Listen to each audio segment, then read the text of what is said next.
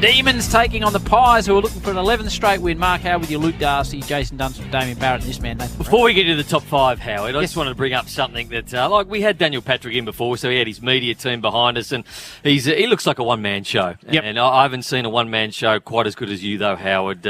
You pump up your podcast as much as you possibly can. I feel like there's a conflict of interest every time you do your podcast and then try and just wedge it into a Fox call. So I'd like to bring I've never done that in my life. I'd like to bring up the fact that you had Mason Cox on a couple of weeks ago. So let's listen to you and Mason Cox. Nicknames. Oh, nicknames. Coxie.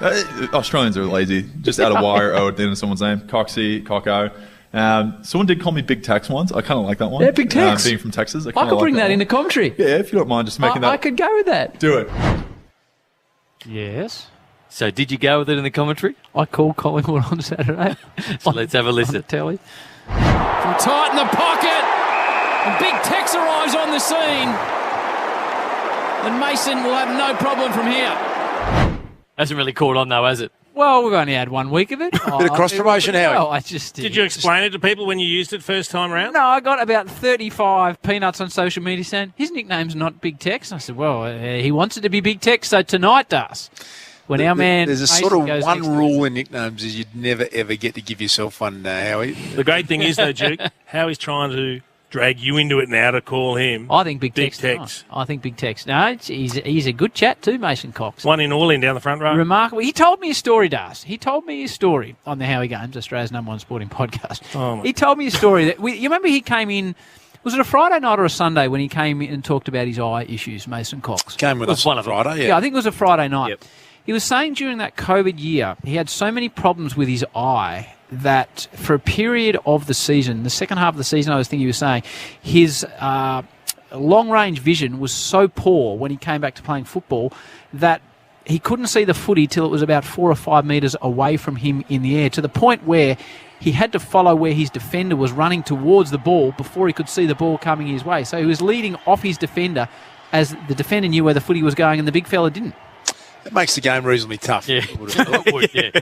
Jimmy Morrissey used to be like that. Played at Hawthorn, had very, very average eyesight. Yeah, Noah Bolter's a bit like that as well. And he'd only react when the ball got close to him and did some freakish things. That's why we called him the freak. He also spoke about when he got the initial email and he was playing basketball in college and he got an email to come to a tryout for AFL, and he thought he was going to a tryout in Los Angeles for the Arena Football League, which is indoor NFL.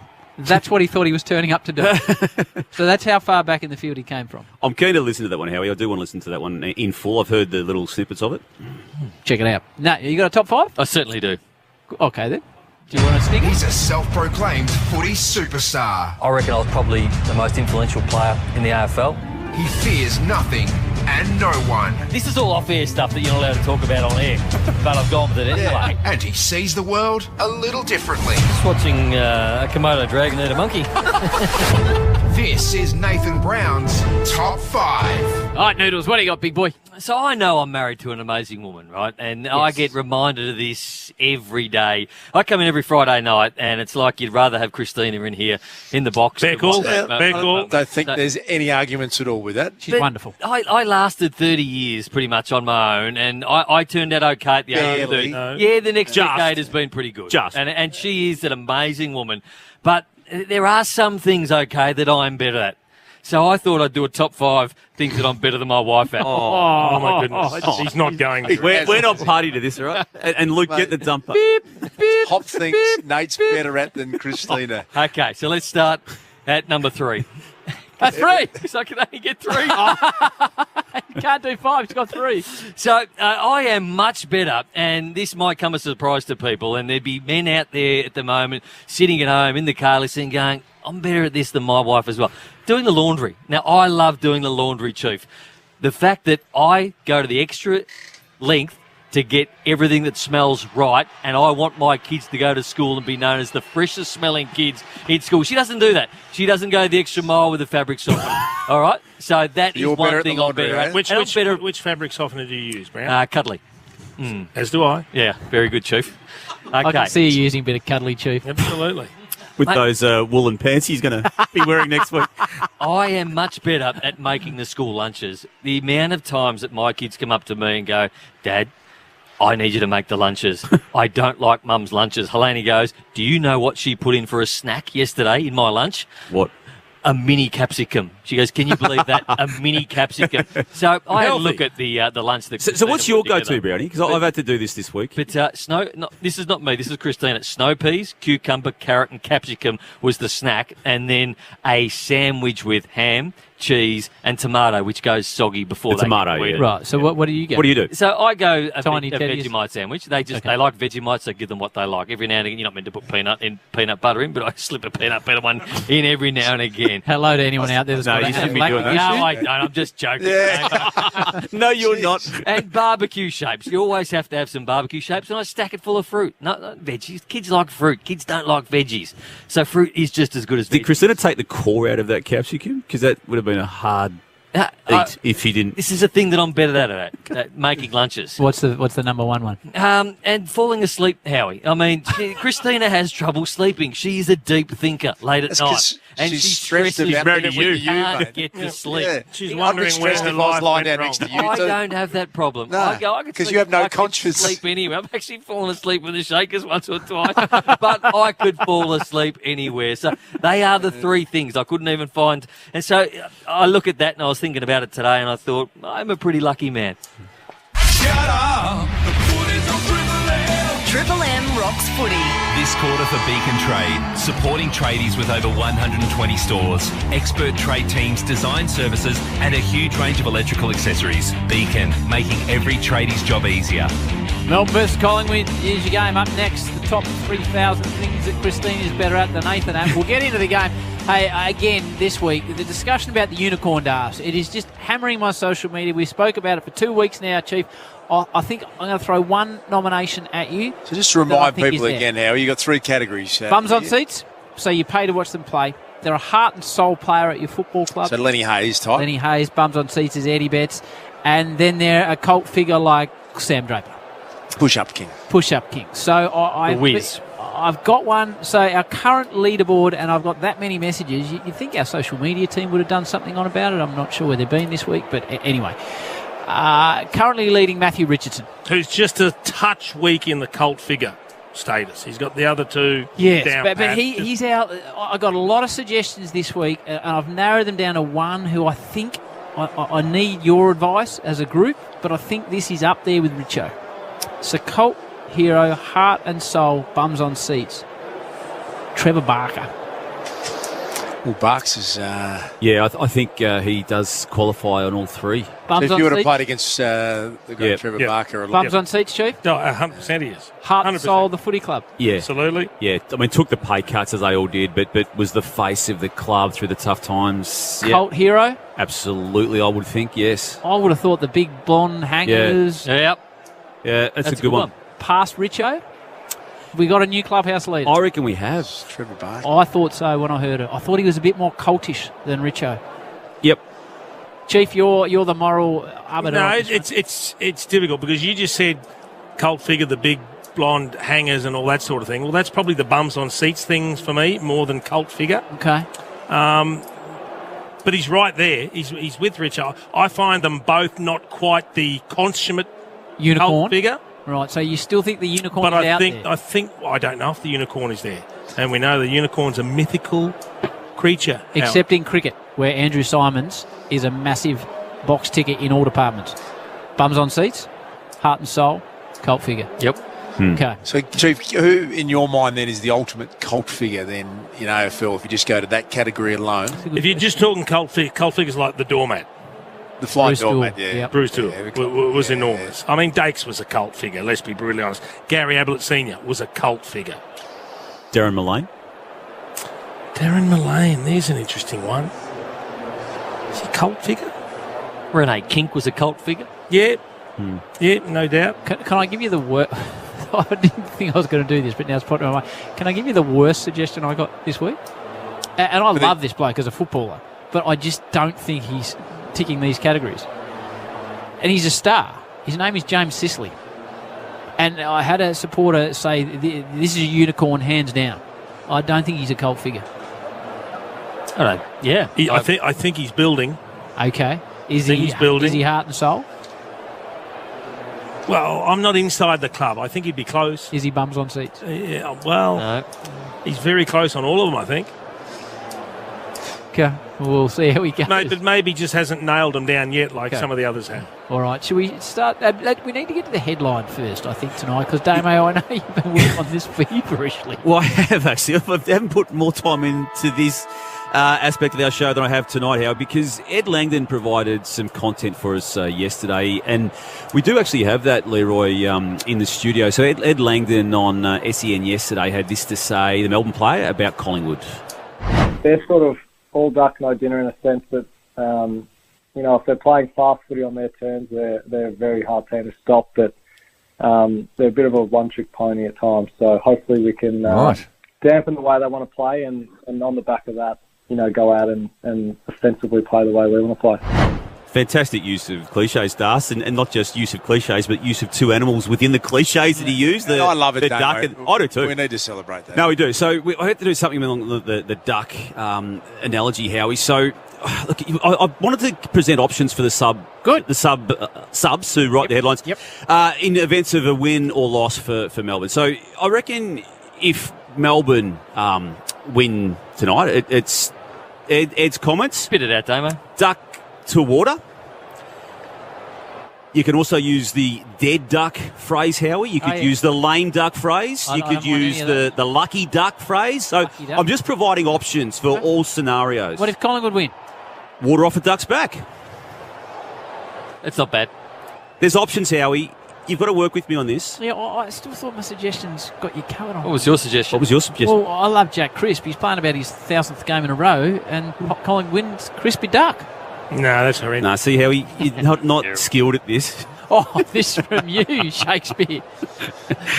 There's water off a duck's back, dead duck, lame duck, ducks and drakes. Might be time for you to duck. Yeah, it might be actually. Hey, can you do Max's podcast this week? If Max is available. Okay. All right. So you can use it next week. Yep, absolutely. We need it before the season's done. Do we need to preview this game at this stage, Chiefy? It's a reasonably large game, Howie. It is. That we need to sink our teeth into, I would have thought. Yes. And probably this is a good time for Nathan and I to have a little chat. Okay. All right. So you haven't stopped Collingwood have won 10 in a row. And I look at their numbers. In the last 6 weeks, they've played against, let's call them inferior opposition, and they've got the job done. So every game, they've lost the clearances. And they've lost the clearances by more than 10. So the last 6 games, they've lost contested footy. And if they do that again tonight, if Melbourne get them in the clearances, they won't win the ball back. So they have to be able to break even in the clearances or win the contested football, because if the trend continues over the last 6 weeks, they won't scrape in. They can't. So they would have been talking all week, okay, we need to get our hands dirty. We need to be able to win the football. We need to play the game in our half of the ground, because if we play the game in Melbourne's half of the ground, we're going to come up short. And the other thing, they need to look back at the last time they played Collingwood. Collingwood played Melbourne, because they took ground off them. I thought Fremantle last week just sat back and let the game unfold, and Lever and May just dominated in the air, and the ball went back the other way, and they had no opportunity. Collingwood take ground in front of them. They did it the SCG 2 years ago. They did it earlier on this season. So they need to put the pressure on the Demons defenders by moving the ball quickly and taking the ground in front of them. It's interesting as we see the toss of the coin. Did anyone see who won that toss of the coin? No. Okay. That's fantastic. Max Gorn will kick to the right of your radio dial. Thank you for being switched on, you blokes. It's interesting you're focusing on those clearances, Brownie. You're saying they can't squeak in again, but they keep doing it. They keep doing it. They haven't played a side like Melbourne in this They've had some good wins. They've had some good wins against good teams, and the Melbourne we're talking about isn't the Melbourne of last year yet. What their defence has done is stand up really well the last couple of months. So they have got a really good structure behind the ball. They're doing particularly well. And what I didn't realise is they've won 6 of the last 7 against Melbourne. Now that, when you get a run like that, that suggests that the style of play and the matchups work in favour of Collingwood. So that's the challenge for Melbourne, is to turn around that confidence that Collingwood have when they play a team like Melbourne. This is the Triple M footy preview for TaylorMade Golf, the all-new stealth driver from TaylorMade with a 60-layer carbon face that delivers unparalleled distance and forgiveness. Tommy Brown, Bob Jane T-Marts, they always look after you. Buy 3, get 1 free. Instant cash back on top tyre brands 13, 26, 25 or order online today. bobjane.com.au. Tommy Brown! Howie, an incredible atmosphere down here. I don't want to estimate the crowd, but I'd suggest at this stage it's around 60,000, which I think is a conservative figure.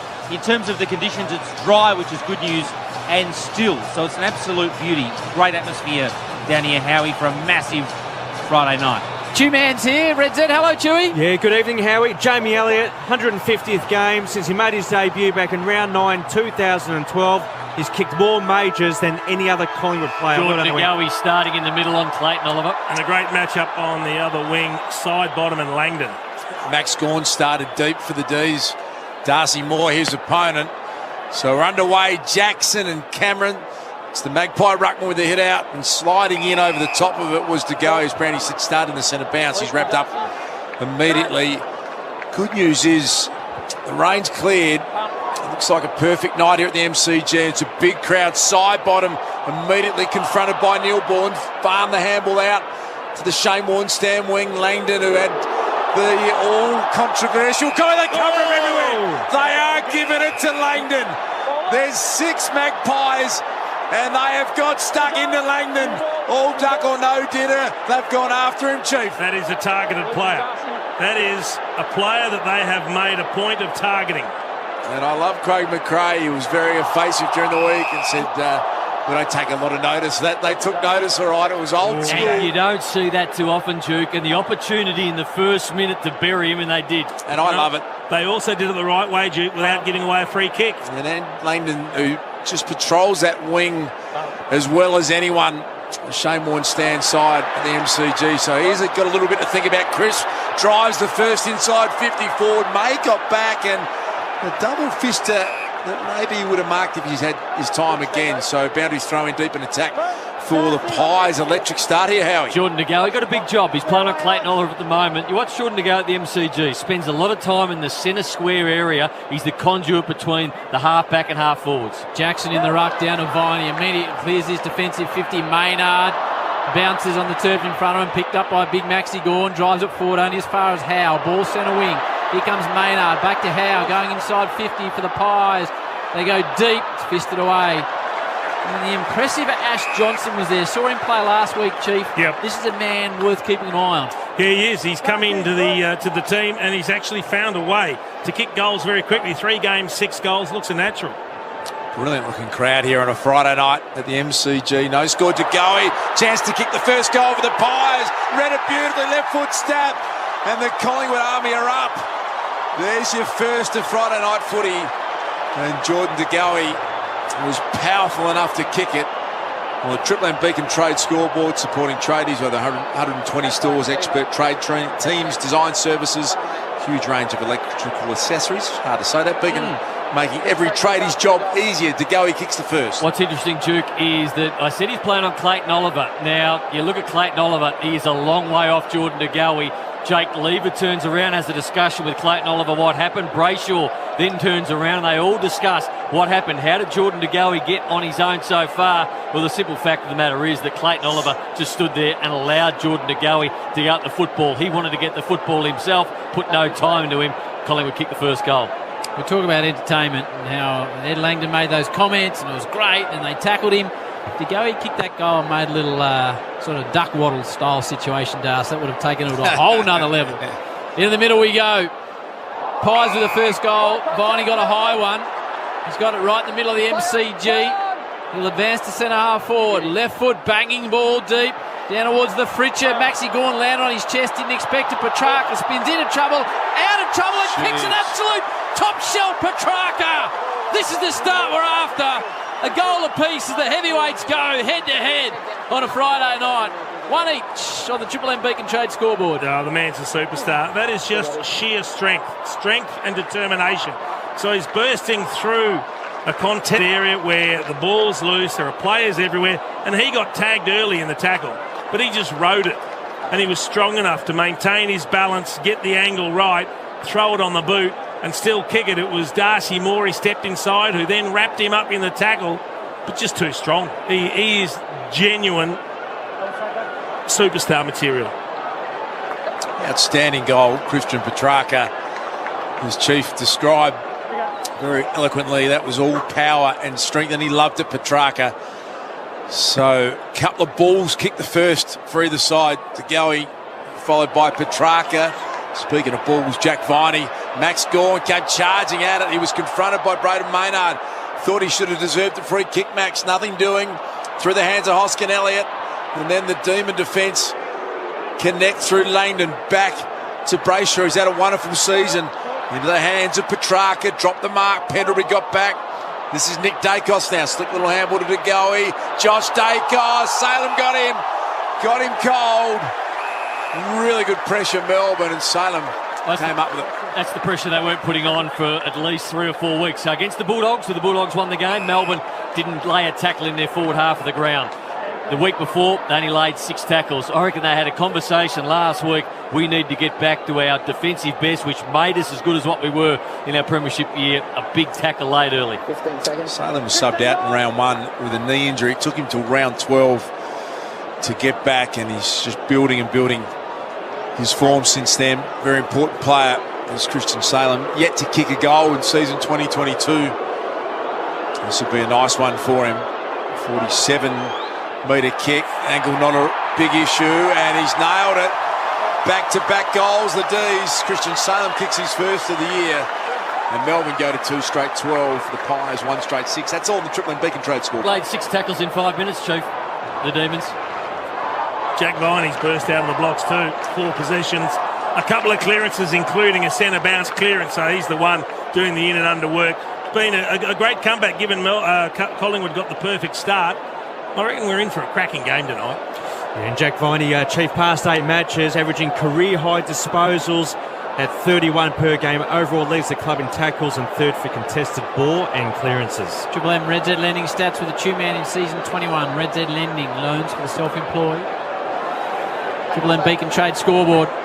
Melbourne 2 straight. The Pies 1 straight. Supporting tradies with over 120 stores, expert trade teams, design services, a huge range of electric accessories. Beacon makes every tradie's job easier. Back in the middle we go. Through the legs of Pendlebury. Trying to get a handle on it was James Jordan. Free kick whistle. He's going the way of Jordan. In fact, Oliver now. The superstar that is Clayton Oliver. Sends the ball deep. Howe's in best position. Brings it to the ground. Nick Dacos, the phenomenon that he's been in the first year. Out to Murphy. Sends it to the outer side to Johnson. Fished it away from him by Petty. Heavy contest on the ball. Picked up by Crisp. Now Maynard through the middle of the ground. His hand passes a little bit too much on it. Brayshaw comes back the other way. Squeezes the ball inside 50. Noble's in position. Pick and arrives with speed though to halve the contest. Hurried snap out of the pack all the way to the goal square. Pushing and shoving is Darcy Moore. He's working hard to get off Jake Melksham. And it is intense as it goes across the line. Pretty well there, Darcy Moore. Under some severe pressure from Melksham and the D's, who now have it camped in their forward half of the ground. They got a 6-point lead early stages of this first term. Jackson, clean possession from the ruck. Viney started this game in scintillating fashion, and that is a miracle goal from the pocket. Big smile on Simon Goodwin's face, and the D's have gone bang, bang, bang after Collingwood kicked the first. They're 3 straight 18, Collingwood 1 straight 6. Ripping goal to Viney in the Triple M Beacon Trade scoreboard. It was a good goal, but it was set up by their ruckman Jackson, who took the ball out of that ruck contest and pushed it forward and got it out to Viney, who finished nicely, but it was just a good understanding between the players and the ruckman, and it was a short boundary throw-in, so it's always when the ruckman can go forward to that short boundary throw-in and pick it up quickly and then get it out to a teammate. And I don't think Darcy Cameron did a lot wrong. He's just in the wrong spot at the wrong time, and he was able to get body on him, Jackson, which just put him off his kilter a little bit, and the handball was brilliant. Great stuff on the Triple M Harvey Norman replay, Chief. To see Jack Viney get a high five from his coach Simon Goodwin, then a pat on the back from Mark Williams is fantastic. You couldn't get a better start to a game. Seriously, he has burst out of the blocks. Brayshaw again with another clearance to Melbourne. They're looking for a 4th straight goal. Down towards Brown. Gets hands to it. For the ball, Melksham. Good around the sticks. Goes back by hand. Neil Bullen.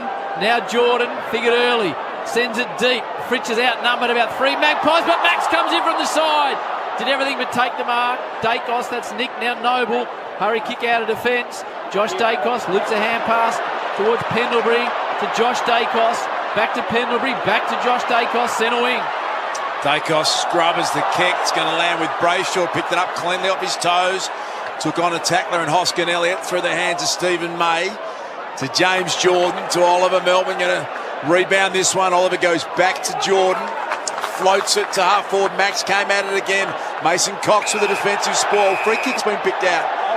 Here we go, the way of the Magpies, who I think will just want to try and relax a little bit here. They've just been under the hammer in the last 5 or 6 minutes.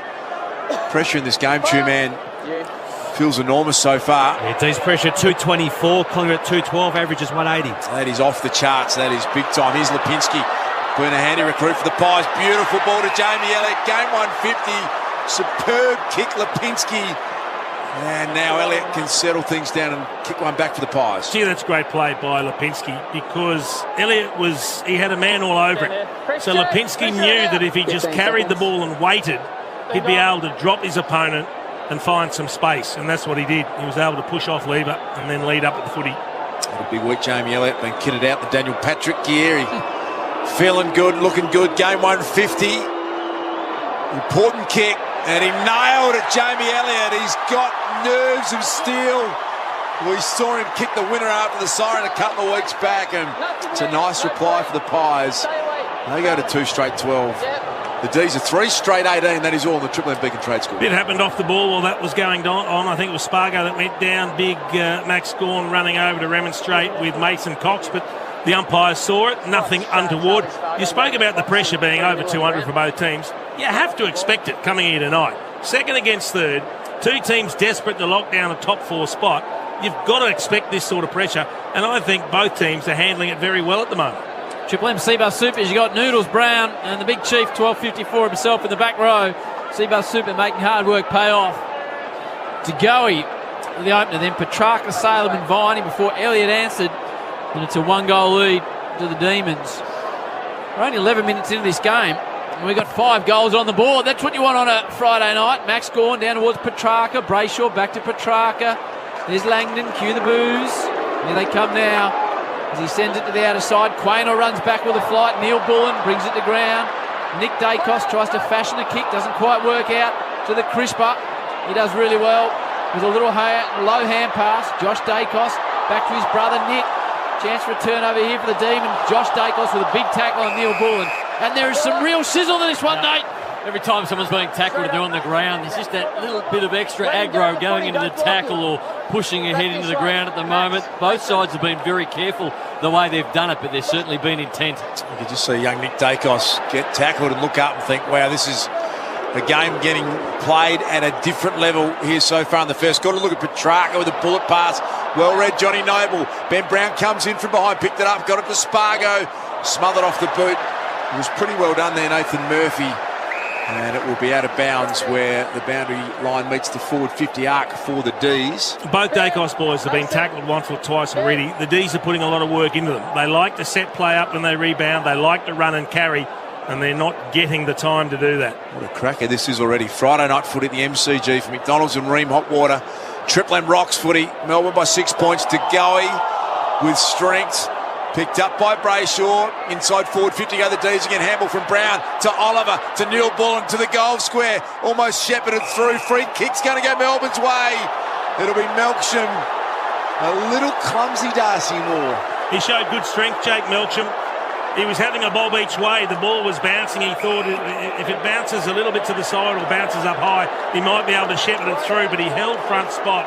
And then when the ball did come, he just parried it in front of him and drew the high contact. Triple M Harvey Norman replay screen there for mine. And no doubt with that one, the umpire had no choice, just got a bit of a clubbing in the end around the head, Jake Melksham. So directly in front, a metre out. Melksham comes up with his first goal of the game. Back out to a 2-goal margin, 4 straight to 2 straight. The D's by 12 points. That's all in the Triple M Beacon Trade School. Had a really good setup then, the Demons. So the boundary throw was on 50. Max Gawn looked like he was going to take the tap, but at the last minute backed out of the contest and came back to centre wing to set up the wall and help out his defenders. Ben Brown comes up, takes the ruck work. Nobody really won the tap out, the ruck. The ball followed on, and then Darcy Cameron got caught ball watching, so he was going after the football. Melbourne win the football, and then in the chain going back forward, Ben Brown was used in that chain. It was Mason Cox who got caught watching the football, not Darcy Cameron, and then Ben Brown was involved going forward, so they had a ruckman behind the footy. They had Ben Brown searching forward, and he set that goal up with a handball. Triple M Red Z. Melbourne ranked first for first quarters. They've won 15 out of 20, outscored their oppo by 186. They're up by 12 points as we speak. That's the two man with the Red Zeds. Melbourne with the answers at the moment. They lead it 4 goals to 2. DeGoey's caught with the footy. Those legged. The umpire further afield saw it. The tackle drifted down. DeGoey gets the free kick. The Pies go inside 50. Fisted away by Lever. The ball's directed towards Maya Czech. Lever could pay to that. Now goes towards the line and gets safely across the line. We've spoken about Jack Viney, the flying start. He said we shouldn't underestimate Angus Brayshaw either. 8 possessions, 3 clearances. He's getting plenty of it. The Chief and Nate, the Triple M Seabass Super Special comments, as always on a Friday night here on the M's. Big crowd, the MCG. Mason Cox to Goey. He's in good touch early. Little left footer was in the direction of the intended target, Ash Johnson. He couldn't take the mark. Harrison Petty got it over. So boundary throw in at the punt road end of the MCG. That's where the Pies are attacking to. They trail by 12 points. 12 minutes remaining in the first term. What do you think of the crowd, Chewy? It's quite substantial. I think as Tom Brown said, 60+ thousand, Howie. Okay. McCreary doesn't get a hand on the footy. Attempting a clever little tap was Nick Dacos to his brother Josh. Nick again, now Oliver. Brayshaw over the top, hand pass only as far as Chris. He gives it to Noble, sends it to the outer side. To side bottom. Looks like he's playing on Langdon at the moment. Plays on now, side bottom. Looks like Alonso. Sends it forward towards Big Tex. Mason Cox can't take the mark. Spills out of his hands. Viney. Hunt sidesteps. Back to Viney. Runs in his defensive area. Nearly collared. They're under all sorts of pressure at Melbourne at the moment. Crisp. Little low hand pass towards Dacos. He sets it up right to the top of the square. Big fly from beside is Hoskin Elliott, but Lever's there. Hand passes away. Gets it away as quickly as he can, and it is. Then we toss back in with the Pies deep in attack. Choice hotels around the grounds. The Melbourne Storm just across the road from the MCG at Amy Park. Big win over the Titans, 32-14. Cam Munster with a hat-trick for the Melbourne Storm. Back. Big win for our favourite team here in this town, is picked up by Oliver deep in defence.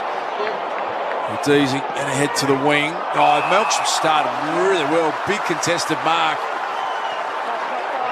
There's been a bit of revelation coming back into the side to Max Gawn. Still 2 kicks from home. He's got Spargo presenting up. Maxi has popped that one out of bounds in the full, much to the delight of the Magpie Army. It was the right option. It was the only one he had, actually. Spargo leading up because Collingwood had numbers behind the footy. Just poor execution from Gawn. For Friday night feed, catch a quarter-pounder range meal and score a free Macca's Glass. Start collecting today. So the ball transitioned by Collingwood across the back flank towards Quaynor. One sock up, one sock down. He finds side bottom on the outer side in front of Langdon. Progresses it quickly towards Hoskin Elliott. He's sandwiched between a couple of demons who went out. And it's Hibbard with a good ball to Viney, who made it even better by playing on. He tried to fashion a kick out wide to Brown, who went real Hollywood. Showtime stuff might work out to Spargo, who sends the ball towards Maxi. Gone! What about that for football? It was like the Harlem Globetrotters. And Max will line up 30 out, no angle. So there's a big question mark at the moment. Who is on Max Gawn? Because Darcy Cameron's on the bench. Max Gawn sprinted to get this ball that he kicked out of bounds on the full before. I looked up and Mason Cox was centre-half forward expecting the ball to come back. Now, nobody went to Max Gawn. So I can only imagine that Mason Cox is his man at the moment with Darcy Cameron on the bench. So with a Mason Cox got lost, but he was 100 metres away from him. Well, Luke Jackson's out there as well, though, and he's very close to Luke Jackson, so hard to say. He's a 56%er, set shot style, Maxi. And that percentage has gone down a touch as he tugs it from 30 out directly in front. Melbourne's first blemish, they're 4-1. The Pies are 2 straight on the Triple M Beacon Trade scoreboard. Supporting tradies, 120 stores, expert trade teams, design services and a huge range of electrical accessories. Beacon makes every tradie's job easier. It really is the positive that Melbourne have when you've got two big ruckmen dominating ruckmen, and you can get lost. So opposition clubs, the whiteboard, it can get, okay, who's on Max now, who's on the other ruckman? We don't know at the moment, and you can get some mismatches, and that's how Max Gawn's been getting out. So it's Jeremy Howe that has the job now. Fullback kicking went out of bounds, and now on the wing, Ed Langdon. Magpie fans are going to boo him all night, as you can hear. Always find that a touch strange. Cozzy Pickett slides in, Noble, picked it up on the second attempt, got it back to Maynard. Everything the Pies do under real pressure. Petty too strong again for Johnson. Really important part of this lineup, Harrison Petty. Allows Melbourne to play better. Howe launched. Spectacular attempt. Melksham's been outstanding. Max Gawn, snap around the body, floats it to the line. 2-on-1 back there. The two was the Pies defenders. Ben Brown has done pretty well to make sure that one went out of bounds, so they'll reset deep in attack. The Pies have got a 13-point lead, 8.5 minutes remaining in this first term. Big fly from Howe. Mason Cox is in the contest as well. And he's rucking now, Big Meso, against Gawn. Spills towards Josh Dacos. Howe gives it to Josh Dacos. Happy to see the line. What are you seeing on the Reds Edders, Chulenko? Well, the ground ball. Melbourne ranked number 1 in the comp. They're at +10. A bit of a concern for Collingwood in that particular stat. They're ranked 17th. Contested possessions, Melbourne +12. Carmichael starting the game today. He's been on the sub a couple of times as Josh. And he's been a handy inclusion late in the season. Looking to lock a spot down coming into finals. Josh Dacos off the boot and it's across the line. Triple M Harvey Norman replay. The new Google Pixel 6a is available now at Harvey Norman DAS. Plus you receive a bonus $150 gift card. He's getting a great baptism, Carmichael, at different stages. He's playing on ball. He's had Oliver. He's had Petrarca. So it's a quick learn. It's only a 13-point margin, but Melbourne just feel very comfortably in control of this game. Mason Cox gets it to the wing. Mychek overran it. Melbourne triangle defence we know so well goes to work. It was May and now Harrison Petty. Max Gawn finding some space. They've got winners, it feels, everywhere at the moment, the Ds. Max is about 60 out, no one on the mark. Takes a bit of ground and then hammers a big centering kick.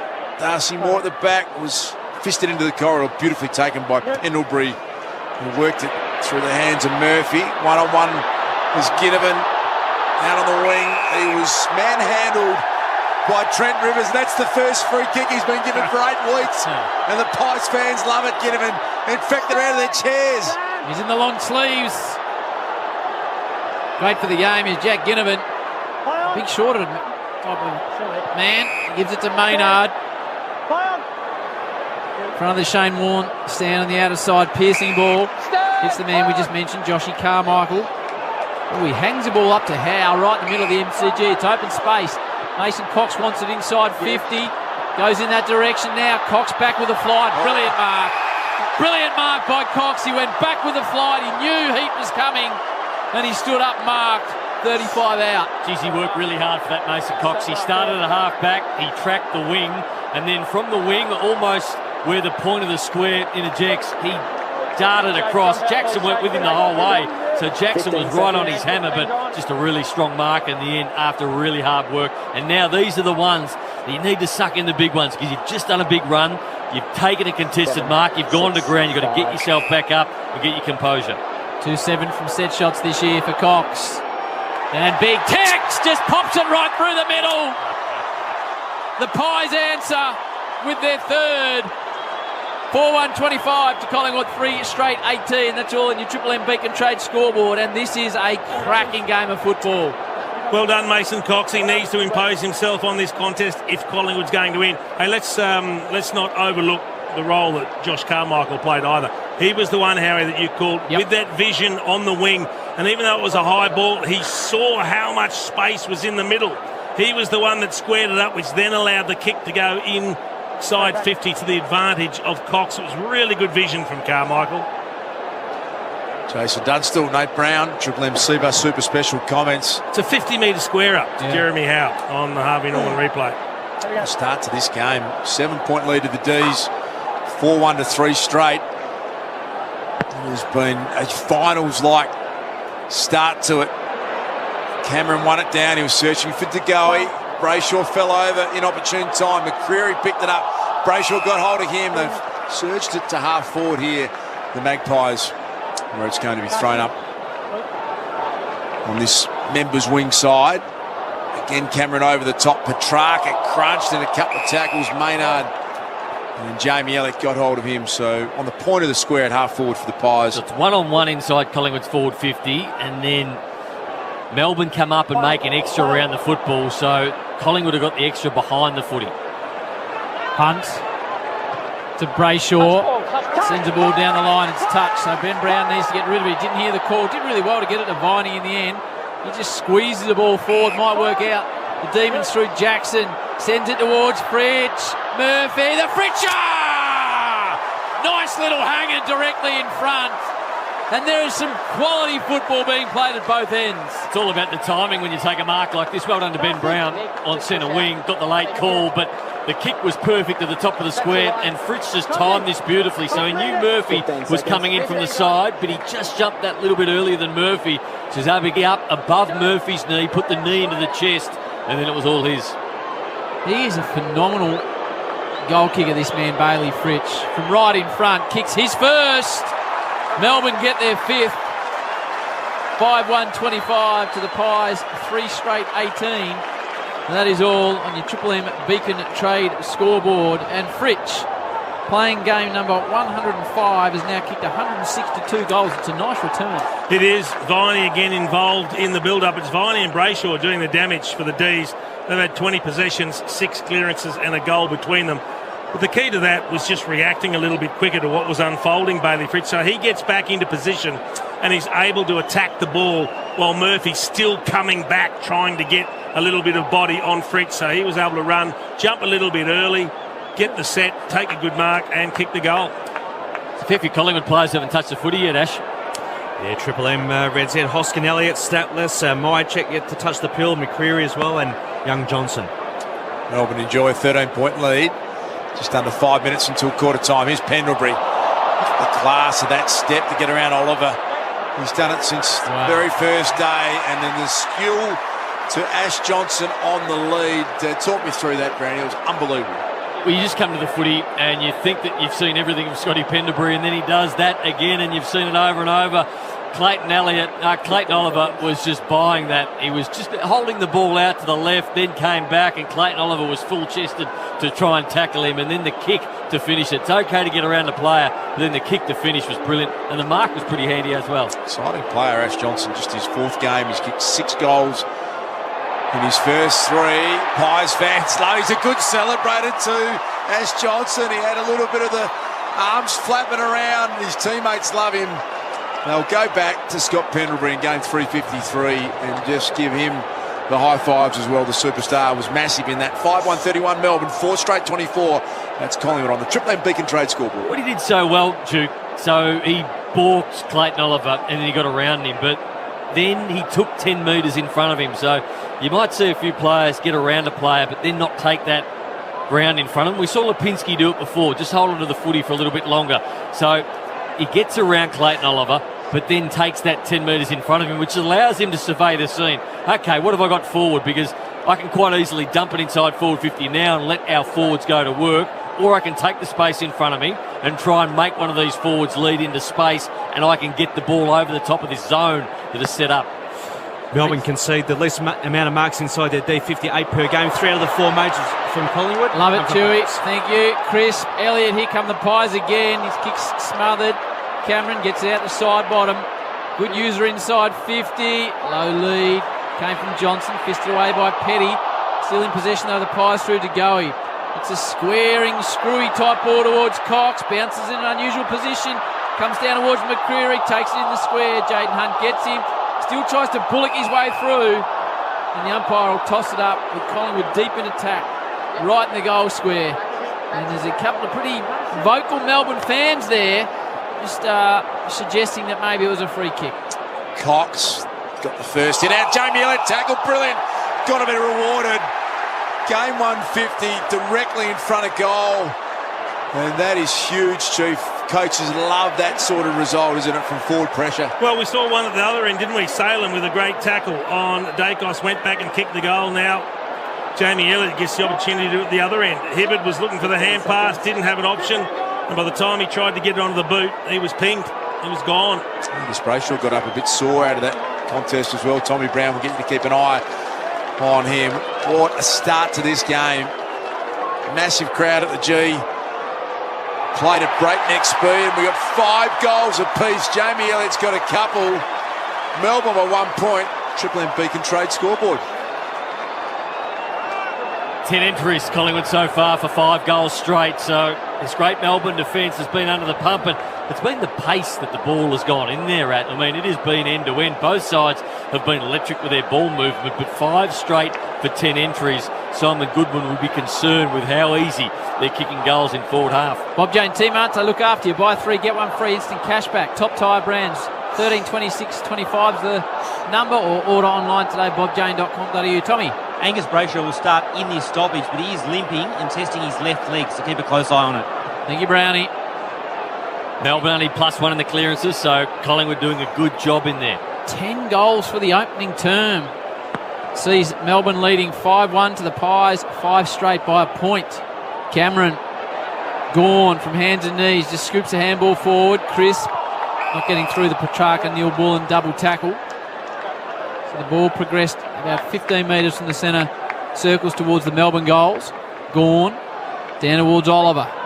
And as far as Nick Dacos, sees something he likes in Jamie Elliott. It was a clever kick, just put it out in front of him. Elliott's got 2 in his 150th. Goes short to De Goey. So Collingwood happy to just take a bit of speed out of the game. Now to side bottom, centre wing. Hand passes out in front of Nick Dacos. It wasn't the best handball. Nick Dacos is good enough to pick it up. Dumped in a tackle, Carmichael. And Hoskin Elliott sees across the line in front of the Shane Warne stand. Half forward for the Pies, who trailed by a point. 2 minutes 12 to go in the first term after 10 majors have been kicked in the opening stanza. Nick Dacos' first quarter, please, true man. 8 touches. And Red Z lending stats. An incredible first year. Side bottom really clean, and then had a fresh area as he tried to get boot to ball, picked up by Gawn. Brown came at it. Fine, he's been incredible in this first term. Flicked it back to Brayshaw, who's been equally as good. Little left footer. Wanted to put it in the path of Brown and went charging after it. Numbers back there for defence with Collingwood, and that was beautifully done. Left foot kick. Jack Crisp got it to Cameron. He sticks it out wide. Shane Warne stands side to Goey. Slides a ball in low. Elliott has got a couple of first quarter goals to side bottom. Put a little bit of a move on to get around Langdon. Langdon was up to it. Back to Pendlebury. Centering kick, sliding in and taking the mark. A true half back is Christian Salem for Melbourne. McDonald's and Remont Water, Triple M Rocks footy. Salem kicked the second goal of the night for the Demons. Good work by Petrarca in the air to Max Gawn. He's caused a few problems already. Back to Petrarca. Explodes powerfully forward. Puts it out in the path of Fritsch. Josh Dacos. Fritsch. Josh Dacos. Fritsch. Oh, look at that. Just gives it off to Cozzy Pickett. It's another one for Melbourne. It's raining goals at the MCG. 6-1 the Demons. The Pies 5 straight. 7 points down, 59 seconds to go in the first term. We've had 11, Chief, in the first term. Oh, it's been outstanding football, going one end to the other really quickly. They got a couple out ahead of the football, but we spoke about a high five earlier for Jack Viney from Simon Goodwin. Yep. He would love what he just saw then. Bailey Fritsch got criticised a number of times, probably 4 or 5 weeks ago, for being selfish, for torching players, going in search of goals because he just wants to keep chalking up the goals. He picked the best option. He could have gone for the little snap once he wrapped that ball up, but it wasn't just about giving it off. It was giving it off to the right person, the right option. And he found Pickett back in the goal square, who strolled in for the easiest of goals. Really good player. It's a unique player, Bailey Fritsch. Very hard to match up on. Good overhead, good at ground level. De Goey and his pocket picked by Cozzy. Now they're coming again here, Melbourne. Langdon got it to Oliver, got it back to Cozzy. 45 seconds until the quarter time siren, to the goal line, back with a fly. Courageous attempt from Fritsch, picked up by Jackson. Petrarca smothered off his boot by Darcy Moore, and then getting in, Nick Dacos put his head over it, and they've got out of jail there, the Pies, on the last line of defence. Gee, there was some intent from that tackle by Maynard on Petrarca, so he just didn't waltz into an open goal. Intense opening term, Chewy, on the stat sheet. What are you liking? Well, definitely their pressure rating still way up for both teams. Collingwood 200, Demons at 190. Cameron might be running out of time for a score. Going as far as Salem. 4 seconds on the clock. Time looks like it'll beat him. 50. Oh, 50! And there was 0 seconds left on the clock. The logo had come up. The clock was done. And Salem will waltz in. And what's he going to kick it from? 40, 35, 35 out for his second. What was it for? I was concentrating on the play. Moving on the mark, Ash Johnson.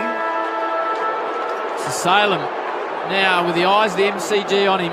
Kicked the second goal of the night for the Demons. This to make it a 12-goal term and a 13-point lead to Melbourne if Christian Salem can kick the goal. Bit of a scratch on his nose. He's got the blonde tips growing out, the beard. Being booed by Collingwood fans. There's 4 of them on the mark. Salem trots back and slides it to the right.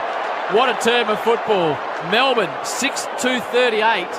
Collingwood at 5 straight 30. The Demons by 8 points at quarter time on a Friday night cracker. McDonald's and Remont Water. Triple M Rocks football. That quarter for Beacon Trade, supporting tradies with over 120 stores, expert trade teams, design services and a huge range of electrical accessories. Beacon, making every tradie's job easier. For McDonald's, Triple M rocks footy. for a Friday night feed, catch a quarter-pounder range meal and score a free Macca's glass. Start collecting today. Hi, it's Marty Sheargold. Right now, Triple M rocks footy, and we're back on Monday. And at 8:30, we'll wrap up the round with Scott Pendlebury. Interstate teams in the MCG, is the fixture unfair? Well, it's unfair for locals as well. I think the Roo boys have got one game at the G this year. Exactly right. Well, the Roos are calling Marvel the Fortress this year for good reason. The Northcross. The Northcross. The Marty Sheargold Show. Weekdays from 6 on Melbourne's 105.1 Triple M. It's value the Australian way at Coles with great fresh specials this week. Like juicy Afura mandarins, 100% Aussie and just $2.90 a kilo. This week at Coles. Offer ends Thursday. Harvey Norman, official partner of the Commonwealth Games Australia. The Combi Wave by Breville, featuring air fry technology, is just $679, save $70, plus bonus cooking pack. Bonus coffee starter pack with Barista Express Impress from Breville, only $8.99. All Breville Smart Oven Pizzaiolo with bonus pizza pack and create authentic pizzas at home. Now $9.99. Bonus fire redemption. Harvey Norman, official partner of the Commonwealth Games Australia. From first-time browsing to big-time arousing, Sexyland is all about fun. We have Australia's biggest range of sexy costumes, couples' toys, fun gifts and games for adults. And our team of fun specialists are always here to help in-store and online. Sexyland 11 stores open 7 days until midnight in Melbourne and Geelong, or shop online and get 2-hour delivery.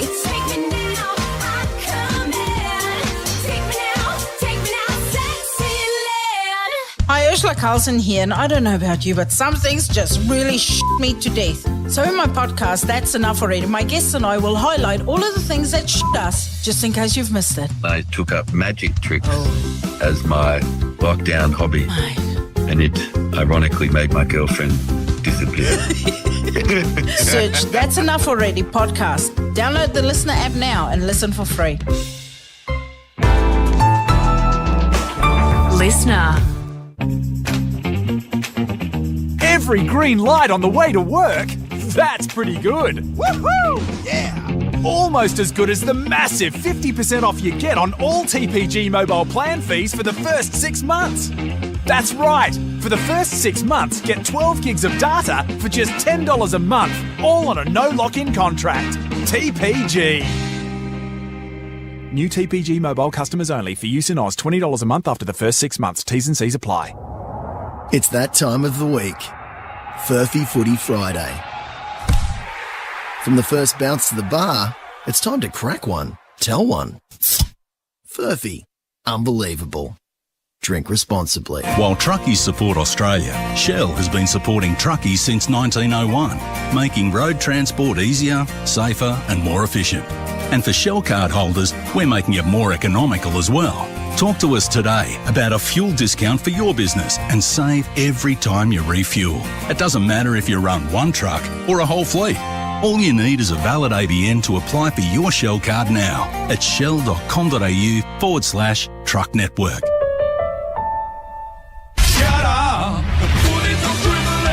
Triple M rocks footy. This quarter for Foxtel. 4K Ultra HD. The best way to watch AFL. Only available on Foxtel. Outstanding first term. Melbourne 6-2-38. Pies 5 straight 30. Melbourne leading by 8 points. Elliott's kicked a couple and has been a star in his 150th. Bob Jane T-Marts, they always look after you at Bob Jane. Buy 3, get 1 free, plus instant cash back on top tyre brands. Call 13 26 25 or order online today, bobjane.com.au. Tommy! How an incredible atmosphere down here. It sort of just feels a little bit like a final tonight. In terms of the injuries from the first quarter, none to report. Pendle's had his left hand worked on at one point, but he's A-OK clearly. And Brayshaw had a little bit of a limp, but it seems he's fine as well. I'll pose a question rather than answer one, Howie, for the team. Jordan De Goey, 9 touches and a goal. A lot of news discussion at the moment about what will happen to him at the end of the year and whether he'll go to St Kilda. He's pretty important without Adams. He's been very, very good tonight, has Jordan De Goey. He has 4 clearances along with his possession, so he's been huge around the footy. It's just a cracking game. A little advantage in the clearances, a little bit of territory in favour of Melbourne, but Collingwood are being very efficient. They look like scoring when they go forward, so it's hard to find anyone with the edge at the moment. Brownie, I really like the way the contest has unfolded in the first term. Yeah, there's been one-on-ones everywhere. The only time that they've slipped a number behind the football has been at a boundary throw-in or a stoppage. So as soon as there's a boundary throw-in or a stoppage, 2 players go either end. But outside that, they play one-on-one. It is the breakneck speed. So you've got to ask the question, who can keep it up the longest? Who is the better side at running and carrying and using the football at breakneck speed in this game? We're going to find out. Just look at the Harvey Norman replay, a bit of byplay in the first minute of the first quarter. 5 Collingwood players tackled Ed Langdon, Chief. Without giving away the free kick, though, Duke. They made a point and they did it the right way. It was brilliant. It's been an entertaining start to this game. So second quarter for McDonald's and Ream, hot water. Triple M Rocks footy. We're underway. The Demons have got an 8-point lead. It was shinned forward by Max Gawn. Jordan off the wing, got it back to Max. He thought about the handball and then had enough composure to kick it long. Howe, Ben Brown, slapped to ground, picked up by Neil Bull, and he was well tackled by De Goey. And the Pies are defending at the punt road end of the MCG. And now they've got a chance to reload again. Mason Cox slides down. Ben Brown doing some ruck work. Howe well tackled immediately. Maynard kicks it back into the corridor. Important one-on-one. Lipinski got outplayed there. It was Trent Rivers who got him right on the forward 50 arc, and he might fancy his chances here, Nate. He's a big kick of the footy, Duke. He's a really big kick of the football. He went back, he steadied himself. Everyone was leading, and he just said, "No, calm it down, boys. I've got this." 15 gone. Had a 5-week stint in the VFL. Played the last 2, Trent Rivers, but he will know that he's playing for a permanent spot come September. He's opened up the angle a little bit, got underneath this one, and it won't make the journey on the back of it. Mason Cox, pretty good defensive spoil out of bounds. So 6-2-38 Melbourne, 5 straight are the Magpies on the Triple M Foxtel scoreboard. Big crowd in the house. A lot of rain around Melbourne about 4 o'clock, 5 o'clock locally, but it's disappeared for the moment. Cracking opening term. Cox and Brown gets through everyone. Nick Dacos to Pendlebury. That just look like similar footballers, those two, and that's a compliment and a half to the younger Dacos. Pendlebury just spirals it out to space. Jordan and towards Spargo. Lever. A triangle chain they set up. The Demons, they chip the ball forward. A little bit too much on it for Neil Bullen. Caught with the footy is Viney. A couple of Pies sit on top of him. The umpire will need to separate them with Melbourne leading by 8 points. Good tackle from Jack Crisp on that occasion. 183rd straight game this week for the Crisper. Unbelievable. 9th longest streak ever in the history of the game. And there's a bit going on. Mason Cox has clipped Max Gawn. Came in with the knees. So brought the knee up first and then got Max right in the guts. Have a look at the Harvey Norman replay. He does that a bit, Mason Cox, where he doesn't jump off the ground. It's a bit crude, that tactic. Free kick Fair enough to Max Gawn. Launching in Bailey Fritz. Started really well. Maynard picks it up off his toes. Jams it down the line. Max Gawn went back and took a good contested mark. It's going to come back inside 50 for the D's. Just a strong mark if you just caught one in the rib cage. Sure is. The crowd getting really involved. Murphy floats back. Should have taken the mark. Falls to Petrarca. Hooks it. Narrow just off the boot of Christian. Melbourne is 6-3. The Pies are 5 straight on the Triple M Foxtel scoreboard. They give you 4K Ultra HD, the best way to watch AFL, only available on Foxtel. Langdon picks it up, goes inside 50. He's got a target, and that target is the wily Melksham. He's been busy, Melksham. Been really busy tonight. He's probably been their best forward so far, most dangerous forward apart from possibly Fritsch. Needs to finish off his hard work here. He's 30 out, about 3 metres inside the boundary in front of the Shane Warne stand. What's he going to do? Is he going to go for a drop punt or a little check? Going to go to left snap. Okay, round the corner, Stevie J special for Jakey Boy for the first of the second term. Got it in the fat part of the footy and just snuck it through for one behind. Melbourne are 6-4. The Pies are 5 straight. 17 minutes to go in the second term on the Triple M Foxtel scoreboard. A couple of let-offs for the Pies. We saw Murray drop a mark. Petrarca had a shot for goal. And then it was side bottom on the other side who dropped the mark. Mason Cox juggled, attempted mark, couldn't complete it. Oliver went the forward handball. In the way was Murphy for Collingwood, and he's just felt a bit of pressure there, perceived or otherwise, and popped it out of bounds on the full. So it's just a 10-point lead to Melbourne. Did I say Murray before? Yeah. I meant Murphy, my apologies. Jakey Lever will be able to send it back, and he dumps it looking for Max Gawn. He edged Mason Cox underneath it, picked up by Petrarca to Oliver. They're pressing big time here, the D's. Crunch of players. Langdon somehow's taken a mark on his chest. There's some bodies strewn on the ground. Melbourne players get around Trenton Rivers, but Ed Langdon has found the right timing, the right spot. And take your hat off to him. I mean, he got besieged when he first got the ball in this game. And the D's Collingwood made a point of saying, if you're going to shoot your gob off during the week, we're going to give it to you. He stood under a ball there with plenty of traffic around him. Well done. Good point you make, Chief. 24-28 career set shots. Ed Langdon directly in front. Punt right end to the MCG. And Ed Langdon kicked it straight through. Stood up to the pressure, as Jason Dunstall said. He's got a smile on his dial. On the back of that, 7-4-46 Melbourne, 5 straight. Collingwood 16-point lead in favour of Melbourne there. Giving it to Big Maso Cox a bit here too after that goal. So the Triple M Foxtel scoreboard, 16-point lead to the D's. They fell into the trap that Melbourne want you in their web. So the game was played. We're at 5.5 minutes in. The game has been exclusively played in Melbourne's half of the ground in this quarter. Inside 50 to 25-11. So yes, Melbourne should be winning, but Collingwood just couldn't get the ball out. So the mistake they made, a couple of times they got the ball, they just dumped it out of defensive 50. Didn't look where they were kicking it. One went out of bounds on the full, one went out to the other side where it came back in. They need to be able to use hands, run and carry, take the ground in front of them and put pressure on Melbourne. If they get the footy and they just kick it back up the line, Melbourne are going to suck that up. Triple M Seabus Super Specials. Seabus Super making hard work pay off. You got Brownie and the Chief as Angus Brayshaw sends the ball inside 50. Big Max had his name all over it. She's been good. Outstanding. Mark number, Chewy. Mark number 5, and he's the equal leading ball winner with 13 touches. Caused them all sorts of trouble in the first quarter, Max. So he was starting forward, then he'd come into the ruck, but then he'd go forward when Jackson came back off the bench, and nobody knew who was picking him up. So he got lost in the rollover a couple of times with Mason Cox and also Jeremy Howe. Now he goes forward, takes a big, strong contested mark. What a player. He'll line up from about 40, only on a slight angle, Big Max. He's had one attempt at the other end from directly in front from 25, which he hooked. Deliberate approach. And he starts it out to the right, and his hands are in the air as if to say, what am I doing? He was kicking it quite well, probably 6 to 8 weeks ago. But now he's just dropped off. They haven't been punished yet. 7-0 the inside 50s in the second term.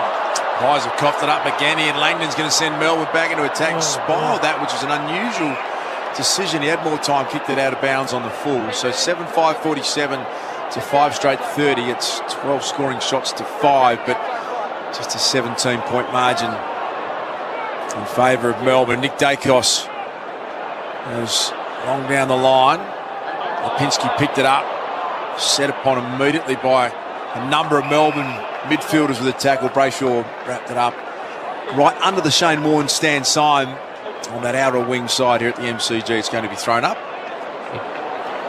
Right in front of the Shane Warne stand. Then towards Pendlebury. Oliver. And Hare flowing behind him. Brayshaw hooks the ball down towards Max Gawn-Maynard. Tough man. Maynard. What game number is he playing, Maynard? Chewy? Triple M Red Z, Braden Maynard, Howie, game number 156. He doesn't miss many. Langdon, Salem, Petty, Salem, 20-metre ball to Petrarca. Just looks powerful and fit as Petrarca. He pulled the kick in the end and hit Tommy Sparrow right on 50. He'd have to kick it. He'd be disappointed with that last kick, Braden Maynard. That was set up for the switch and he didn't even look. He just blasted it straight back up the line to an outnumbered scenario. It's exactly what Melbourne want you to do, Chief. Has he got the legs of the man from Bridgewater Noodles? Yeah, absolutely. Okay, 22-year-old. 5 goals, 5 this season. 15 career goals in his 46 games before tonight. Tommy makes the distance easily. Gets the accuracy easily as well. Slams it home. Melbourne have got the opening 2 and 3 in a row, and they've opened up a 23-point game-high margin. 8-5 to 5 straight. Trouble for the Pies. Triple M. Foxtel scoreboard. 4K Ultra HD. The best way to watch AFL, only available on Foxtel. For some reason, all of a sudden, Collingwood are just bombing the ball out of the defensive 50. I'd love to know the time in the forward half in this quarter, but the first quarter, every time Collingwood got the football, they run and carried. They used hands and they really pressed the Melbourne defence. But this quarter, every time they get it, it's just bombing it straight back. Again, you spoke about it. Maynard just kicked it in hope. 97% the game has been played in Melbourne's half of the ground in this quarter. Tom Brown, Bob Jane teammates. Mason Cox got booed coming off. He called for the crowd for more. Welcomed it, in fact. So it was a bit of theatrics. Thank you, Tommy. 23-point lead to Melbourne. Next goal, super important. You feel beautiful pick up. Josh Dacos out of the centre to Ginnivan. Took a good mark in front of the eyes at half forward. Streaming ahead, the Pies. Looking for some connection. He set the challenge deep into the corridor. Ash Johnson came at it. These defenders got back there. And Jamie Elliott has done it again, I reckon, here with another big tackle that will result in almost a gimme goal. Yeah, it was right in front. So his defensive work's been excellent.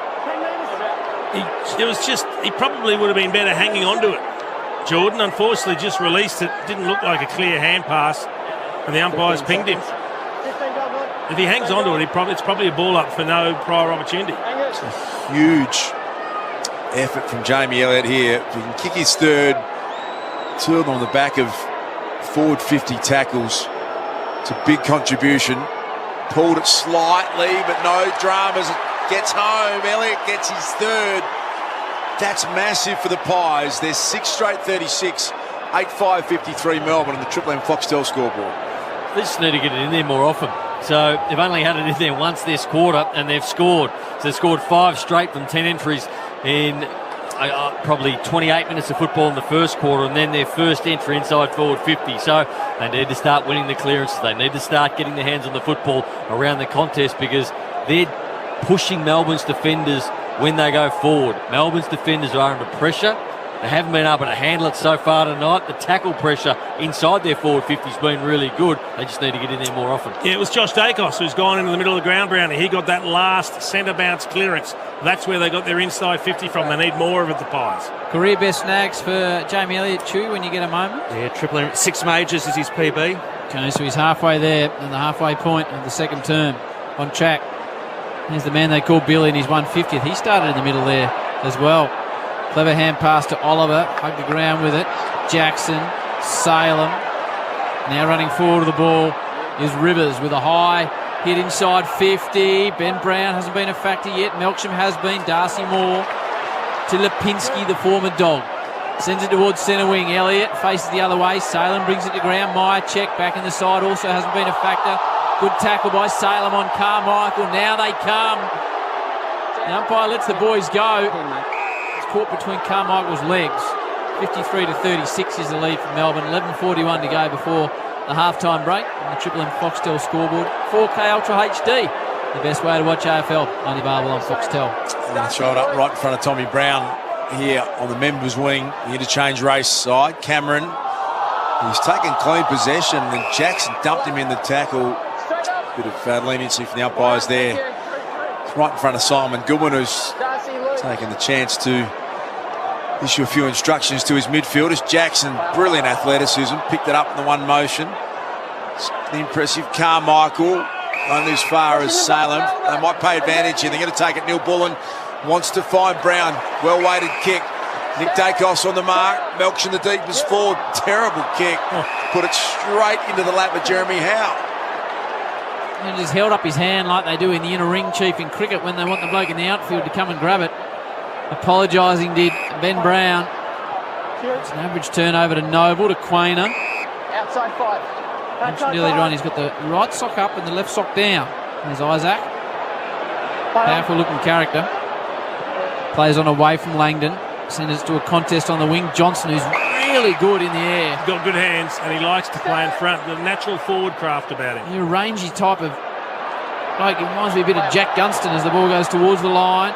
Hoskin Elliott can't keep it away from Lever. Now just toe pokes it forward to Carmichael. Lipinski, clever tap to Myercheck. Steps through traffic, gets the snap away. Top shelf finish. Well done the Pies and Lipinski and Myercheck. Now Collingwood get 2 in a row to bring it back to an 11-pointer. Melbourne 8-5, Collingwood 7 straight, 10:22 to go second term. Triple M Foxtel scoreboard. I think almost the most important stat or the most important player on the side these days, Chief, is that release kick outside defensive 50 when you've got no other option like Collingwood had then, and they go down the line and somebody takes a contested mark on centre wing. I thought Tom Lynch changed the game last week against West Coast, against Brisbane when he did that, and again on that occasion it was a big mark from Johnson on centre wing, and it just breaks up the game open because all of a sudden Melbourne are all defending. They've all got their zone defence around Johnson, and he's just able to get over the top of 6 or 7 of them, and then that creates a chain on flow. Been a tough night for Myercheck. Stephen May as an opponent, but if you make your possessions count, he's only had the 2, but he gets a goal on the board now. 31-15, the inside 50s. This is frightening. They're in a great position, Collingwood, given the lack of territory. A couple of really important goals against the flow. Mason Cox into the centre bounce. Brayshaw, the kick's going to be okay, finds Viney. Viney's little chip wanted Max Gore. Max had to come back at it. Wasn't ideal for the big man. Won by Petrarca. The handball from Jordan is going to come back to Jake Lever. Put on a bit of a move. Petrarca, he saw Ginnivan, then I'll take advantage of you. Little Jack got him. And now here come the Pies. Although the Josh Dacos handball missed the mark. Myercheck had to go back and search for it. Opens the door now for May. He was wrapped up by Dacos. Flicks it back inboard. Here's Jordan. To Viney, all happening on the AFL logo members wing. Well played, the D's. They get it to Luke Jackson. Game being played at scintillating pace. The ball pinging around as Jackson goes deep.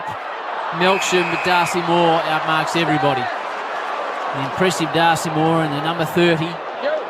Gee, it's a gutsy ball straight down the line towards DeGoey, who plays it really well because he took the ball underneath him, let it get out the back. Now puts it in the path of Hoskin Elliott. He's forward of the foot. He's got Johnson deep. He's got DeGoey. He might go alone. Hoskin Elliott. In the end, he does neither. Sort of chipped it to the top of the square. Just a horrible kick. Awful. An absolutely horrible kick. If you take the shot, you've got to make the distance. Otherwise, you set up a pass. He had options.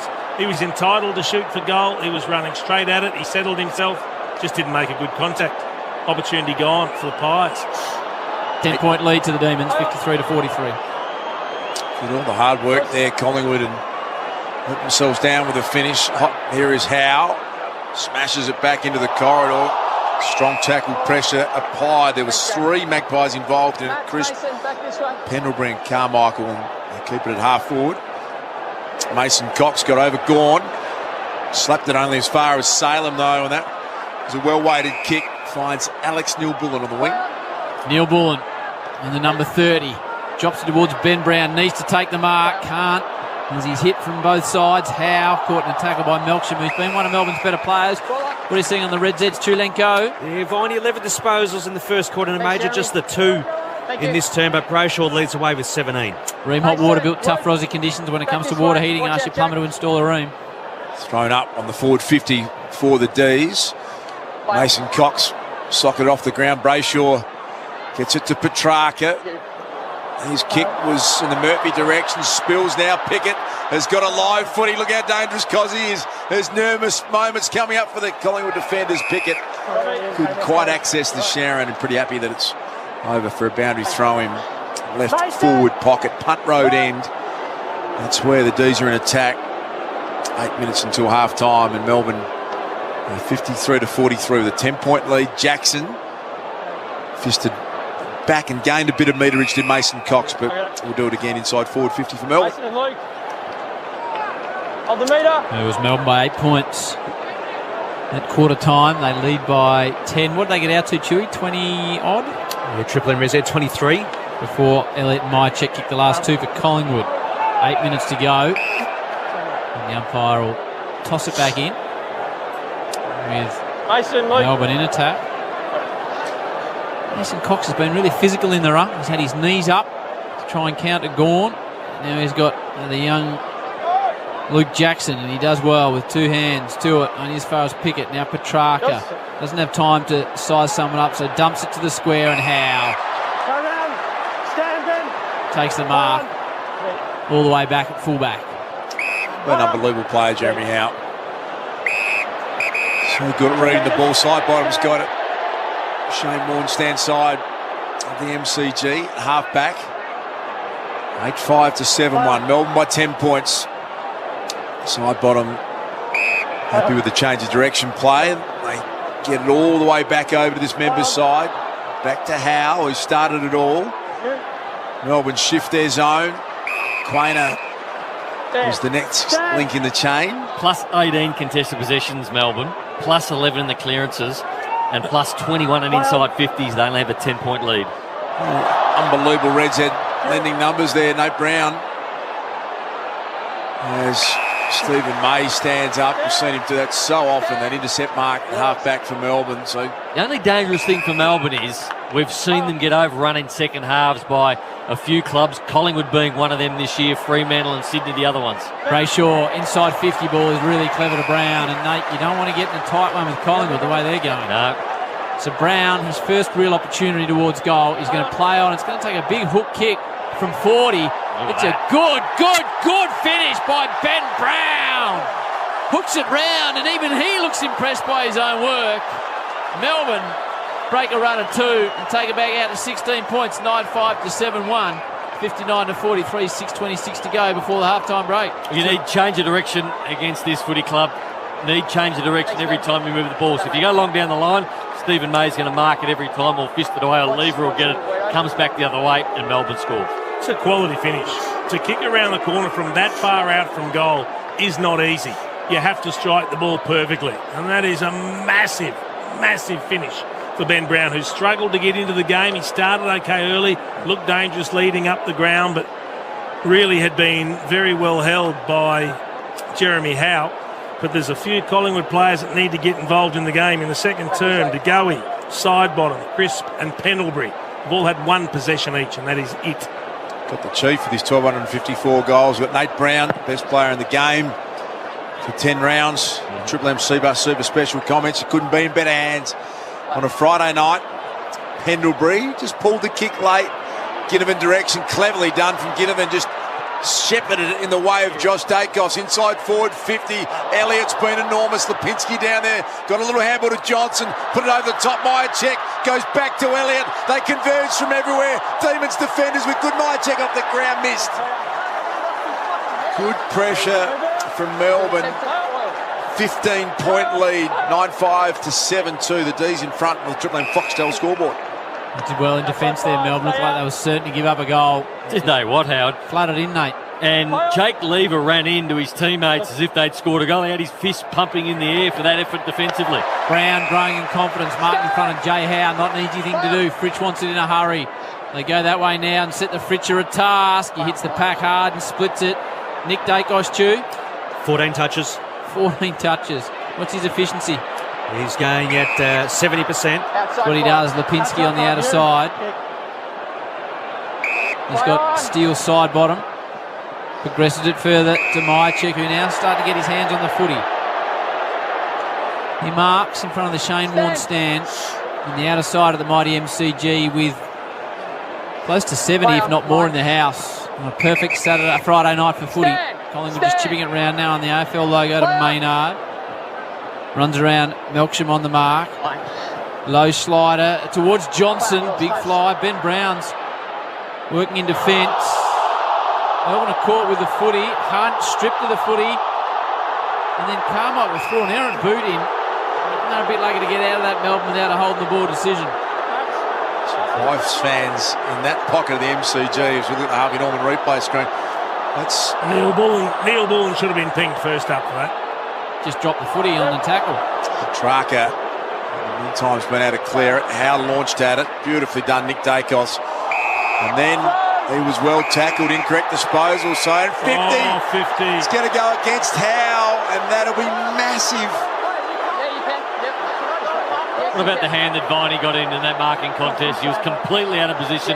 Collingwood looked like they're going to mark it and go back the other way, and Viney just willed himself to get a hand of the contest to bring the ball to ground. So the 50-metre penalty is huge. It gives Bailey Fritsch a legitimate shot at goal. He'll have to kick it about 50 metres, well within his capabilities for the Fritcher. Well, he started this game in really good touch, Bailey Fritsch. And he loved that one off the boot, and he turns to the D's fans and he gives them a big celebration. That's goal number 45 for the year for Bailey Fritsch. What a season he's putting together. Melbourne extend their margin back out. 10-5-65, 7-2-44 Collingwood. It is all the Triple M Foxtel scoreboard. Spoke to Simon Goodwin pre-game, asked him about their goal kicking because from set shots they're the worst team in the competition. See, they finished well tonight, a number of set shots that have gone through. Really, really good completion of those scoring opportunities. That's what you've got to take if you want to beat the good teams. All of a sudden now they start to open up a little bit of a break.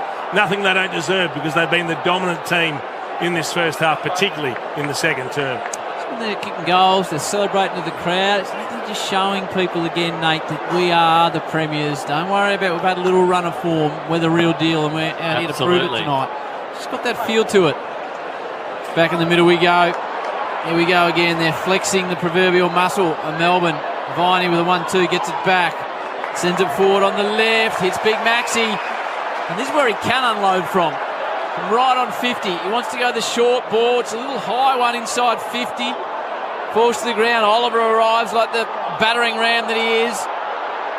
Just squeezing a kick forward, but dumping it out on the full is Jim Bob Jordan. 3:29 to go. 21-point lead to the Demons, 65-44. As we have a look at both coaches on the Triple M Harvey Norman replay. The new Google Pixel 6a available now at Harvey Norman. Plus you receive a bonus $150 gift card. Important minutes in this game leading to half-time. Look at Max Gawn again. Another contested mark, two-man. Max Gawn. He's taken 7 marks in total. That's his second contested mark. How many touches? Along with his 17 touches.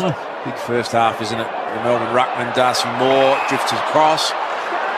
Takes a good intercept mark. So with 3 minutes until half-time, Pies, you just don't want to concede again. They'd love to try and pitch one back against the run of play here at the moment. Murphy, Mychek and Johnson. Johnson went up and down without a real look at the ball. Picked up by Hoskin Elliott to Jamie Elliott.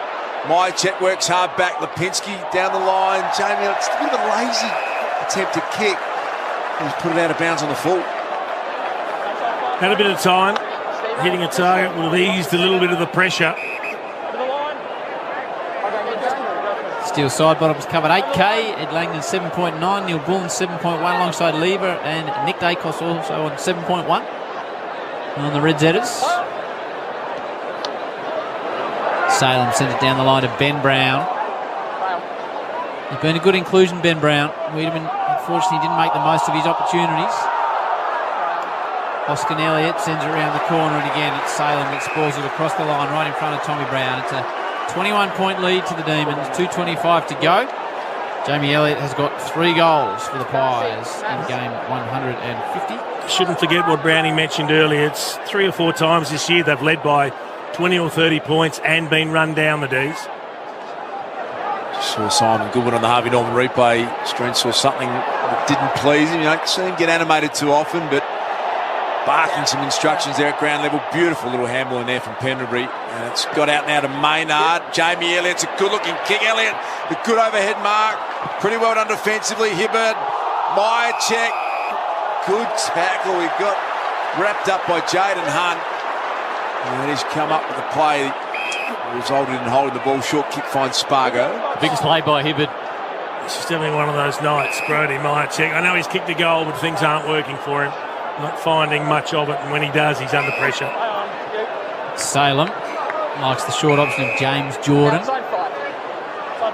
Playing gum number 45, the man from Yarrawonga.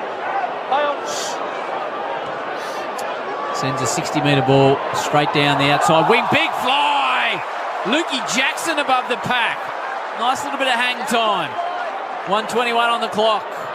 So much speculation around this man. He keeps doing that, he'll be right wherever he goes.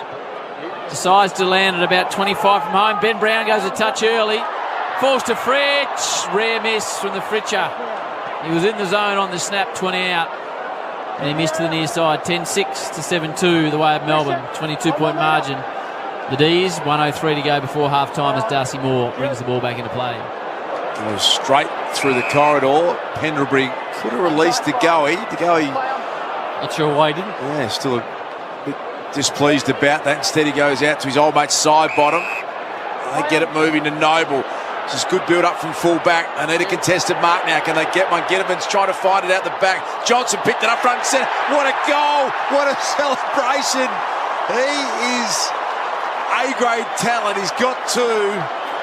And that was super skillful. Really important goal. Back to 16 points. Collingwood 10-6-66 Melbourne 8-2-50 the Magpies Triple M Foxtel scoreboard. It's frightening when you consider they're only 10 points down? 16, sorry. When you look at the inside 50s in this quarter, 21-7. And it's 4 goals, 4 to 3 goals, 2. I mean, that's just a ridiculous return. Melbourne should be a lot further in front. But Collingwood just find a way to score when they get the rare opportunities. Mature age of Chief Ash Johnson. He's come by Halls Creek, Clare, Scotch, Wang, Sturt in the Sandford. Yep. Had a long trip to get here, but he's making the most of it. Beautiful part of the world, the Clare Valley. Oh, yes. Have you been down there? I have. Max Gawn grabs out of the middle. He's just a good mark and he's handy around goals. Petrarca inches the ball forward towards Fritsch. Does well to keep it in. Fritsch goes back to Jackson. Puts an exploratory snap towards goal. Pickett with a touch early. But we liked it.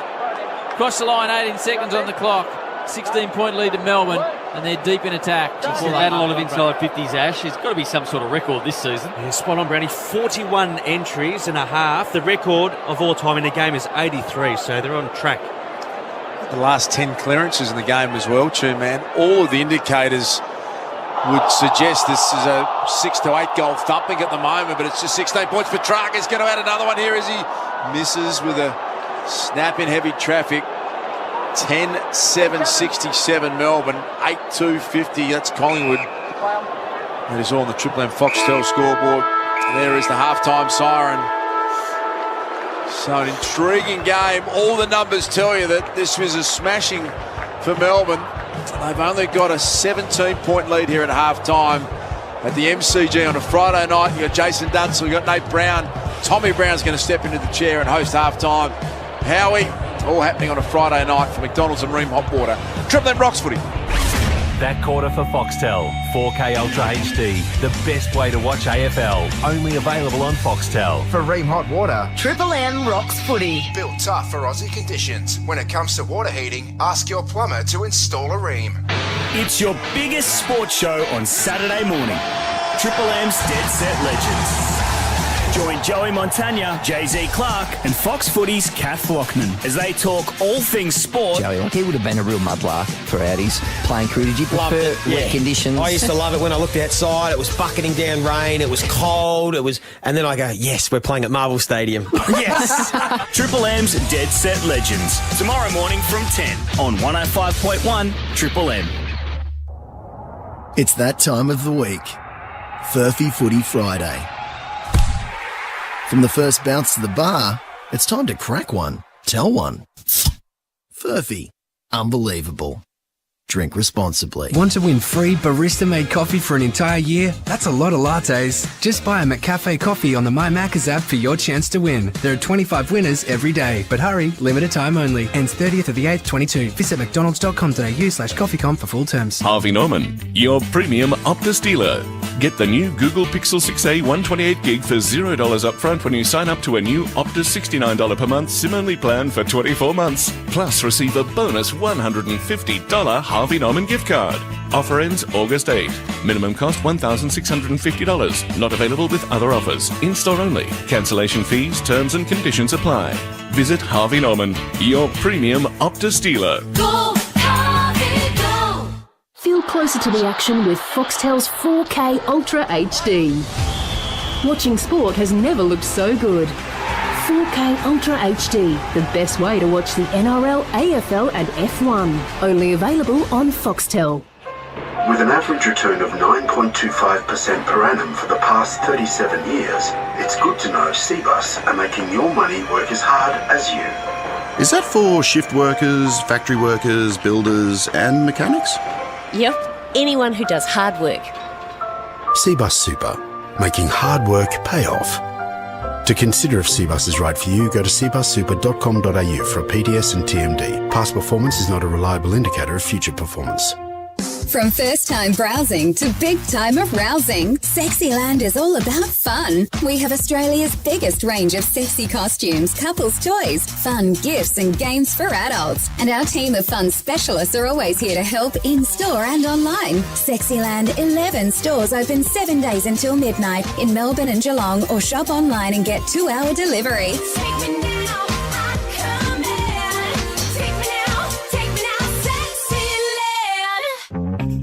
TPG has once again been rated number 1 for outstanding NBN value by the experts at CanStar Blue. So why not get an outstanding TPG NBN plan from just $59.99 a month with unlimited data and $0 setup fee, all on a no lock-in contract. And the best thing? Switching is easy. Call 13 14 23 or head online today. TPG. BYO modem required. T's and C's apply. It's that time of the week. Furphy Footy Friday. From the first bounce to the bar, it's time to crack one. Tell one. Furphy. Unbelievable. Drink responsibly. Shut up! Triple M rocks footy. This halftime break for Bosch 18-volt bi-turbo brushless tools. One battery, corded power, backed by a 6-year warranty guarantee. For McDonald's and Ream Hot Water, Triple M rocks Friday night football from the Triple MCG, where Collingwood and Melbourne take each other on. Melbourne at the moment 10-7-67, lead the Pies by 17 points in what's been one of the most entertaining and goal-fueled first halves for the year. A couple of discussion points, obviously, from the first half. Ed Langdon was targeted early by the Pies, but fairly, I should add. But ended up having a pretty big impact on that first half. Cox also, well, the discussion point will be his knees up in the ruck, which we might hear further from Das in the second half. But to dissect the first half, I'm joined by Jason Dunstall, Nathan Brown and Ash Chua. Jason, I might start with you. It's quite incredible that Collingwood are right in this game considering Melbourne's dominance. It is. When you look at the territory battle, the number of times Melbourne have had first use of the footy, i.e. dominating the clearances, it's testament to Collingwood's persistence and their ability to score from limited opportunities that sees them only 17 points down. What we can't underestimate, Tom, is over the last 10 weeks, winning all those close games and winning game after game after game, it builds confidence and it builds belief. So even when things are running against you, they're finding a way to stay in the contest. They're hitting the scoreboard regularly enough to know that if they can tweak a few things and start to get a little bit more ball going their way, a little bit more territory, no reason why they can't get right back in this and maybe even get over the top of Melbourne, who have lost a few games from this position. Just a couple of players, Jace, who have obviously been discussion points in the first half. How have you seen Mason Cox's game so far? And Ben Brown's worked his way right into the contest. Yeah, he was quiet for the majority of that second quarter, but the last 5 or 7 minutes he really came into his own. He kicked a brilliant goal, took a couple of big marks, which really helped, and he's starting to provide that long option up the line when they need it, coming outside of the 50-metre arc, even pushing right up to the wing. Mason Cox, look, he kicked a goal. He's had a couple of opportunities where he's got his hands to it, hasn't held it. He was trying. Look, it was interesting. That free kick he gave against Max Gawn for putting his knee up, he was trying to be physical. He just doesn't quite have that craft in his kit bag at the moment. He's got to continue to persist. He's got to take marks more regularly when he gets the opportunity. That's probably the big knock on him. He's had chances to do that, hasn't quite done it yet. Brownie, I was really interested in your comments in the first half regarding how the game's being played essentially on Melbourne's terms. Obviously in terms of the amount of repeat entries they're getting to 50, and also how you play down the line, obviously with their intercept markers and guys like May. It's sort of been on Melbourne's terms. You made that point really well. It has been on Melbourne's terms, and particularly in the second quarter. It was played all on Melbourne's terms because the game was in their forward half of the ground. And I thought early stages, particularly in the first 10 minutes, that second term, whenever Collingwood got the footy, they bombed the ball out of defensive 50. I think Murphy did one. I'm pretty sure Maynard did one as well. And the ball just kept coming back. So you need to be able to hold onto the footy, use it well, have composure, and take the ground off Melbourne. So if you're going to stand there and just kick it, Melbourne will get behind the footy every time and send it back the other way. But if you're prepared to hold onto the football, like Lipinski did in the first quarter, like Pendlebury did in the first quarter, just hold onto it for that little bit extra time, risk getting run down from behind, but you'll be able to make a better decision. Jace touched on it, Nath, but you sort of feel like the Pies at the moment are holding onto a bucking horse. Melbourne have been very, very impressive, but it's the Pies' efficiency when they go forward that's kept them in it. Yeah, and it would worry Melbourne at half-time. So Simon Goodwin goes in and goes, we've been in this position many times before this season. We've given up leads at half-time where we probably should have been further in front, and now sides have come out in the second half. So that would be in their psyche at the moment. And that's exactly what Craig McRae will be saying. We've done this before. We've come from behind for them. They've done it against this side, and this side. Every game this year we've been in this contest. Every game we've ground it out. So nothing's different today. This is the halftime break for Bosch Power Tools. Bosch 18-volt bi-turbo brushless tools, one battery, corded power, backed by a six-year warranty guarantee. Ash, plenty of interesting stats to break down, but I guess the big one is the inside 50. It's a massive differential. You rarely see that with a 17-point margin at half-time. Well, they've racked up 41 entries in a half, Melbourne, so it's 41-18, a differential of 23. The record, as Brownie touched on, is 83 in a game, but you mentioned they've been very efficient, the Magpies. They're going at 44% goal-scoring efficiency, 8 majors from those 18 entries. That's 21 above the league average. And coaches post-match often talk about, obviously, the clearances and the contested stats, how they are tracking, Ash. Yeah, so Melbourne dominating the clearances 29-14. It's 13-4 out of the middle Melbourne's way, but if you break down the score sources, the Demons have only kicked 1-1 from centre bounce. Magpies, efficient again, they've kicked 2 goals straight. And Jace and Nath have touched upon the upside, significant upside potentially for Collingwood, but the Pies had a few quiet players, in particular that quarter, that hopefully can work their way back into the game. Yeah, Jason touched on some of those mids there. Pendlebury only had 4 touches in that second quarter. Side bottom with 3, Josh Dacos 3, and Jordan De Goey, he only had 2 touches in that second term as well. Now, a feature of the halftime segment, of course, is the Amy Clangers. Who covers Clangers on and off the field? Amy does tonight's Clanger from the second quarter. They're going to take it. Neil Bullen wants to find Brown. Well-weighted kick. Nick Dacos on the mark. Melks in the deepest forward. Terrible kick. Put it straight into the lap of Jeremy Howe. And just held up his hand like they do in the inner ring, Chief, in cricket when they want the bloke in the outfield to come and grab it. Apologising did Ben Brown. Hoskin Elliott also made a bit of a blue in terms of an open shot on goal during that quarter, but that was the Amy Clanger in the second quarter tonight. There's so much to play for here at the MCG. Essentially, one of these sides tonight can shore up a spot and the double chance, the crucial double chance in the top 4 for McDonald's and Ream Hot Water. Triple M rocks football. That halftime break for Bosch 18-volt bi-turbo brushless tools. One battery, corded power, backed by a 6-year warranty guarantee. For Ream Hot Water and McDonald's. Triple M rocks footy. Hi, it's Marty Sheargold. Right now, Triple M rocks footy, and we're back on Monday. And at 8:30, we'll wrap up the round with Scott Pendlebury. Great to have Nick Rebolt with us. Grand final day. Yes. I think we finally got a really good one. Robbie's a not great finally. guy. We had, the Killers were awesome. Yeah. But Robbie Williams. Yeah, Robbie will be great. Unreal. He'll just do a medley. Yeah. Would Kylie come out and do a surprise performance Or of the kids. What about Nicole Kidman and they can do something stupid? The Marty Sheargold Show. Weekdays from 6 on Melbourne's 105.1 Triple M. Hi, Rodney Jane here. At Bob Jane T-Marts, we're the home of big brands. When you buy 3, you get the 4th tyre absolutely free. Plus, up to $150 instant cashback on the tyre brands you know and trust. Bridgestone, Yokohama, BF Goodrich, Goodyear, Dunlop and the legendary All-Rounder. Pick up alloy wheels from under $125, tyres from just $69 and get our best tyre price guarantee on all our big brands. We'll look after you. T&Cs apply. iPhone 13 Pro Max. Dramatically more powerful, now with an incredible new offer at Vodafone. Featuring the biggest Pro camera system upgrade ever, super fast 5G, brighter Super Retina XDR display, and the best battery life ever in an iPhone. And right now, you can save a huge $400 on iPhone 13 Pro Max when you stay connected to an eligible plan of 12, 24 or 36 months. Only at Vodafone. Hurry, offer ends 11th of August unless extended. Visit us in-store or head online today. 5G in selected areas of major cities, T&Cs apply. Harvey Norman, official partner of the Commonwealth Games Australia. The Combi Wave by Breville, featuring air fry technology, is just $679, save $70, plus bonus cooking pack. Bonus coffee starter pack with Barista Express Impress from Breville, only $8.99. Or Breville Smart Oven Pizzaiolo with bonus pizza pack and create authentic pizzas at home. Now $9.99. Bonus fire redemption. Harvey Norman, official partner of the Commonwealth Games Australia. It's that time of the week. Furphy Footy Friday. From the first bounce to the bar, it's time to crack one. Tell one. Furphy. Unbelievable.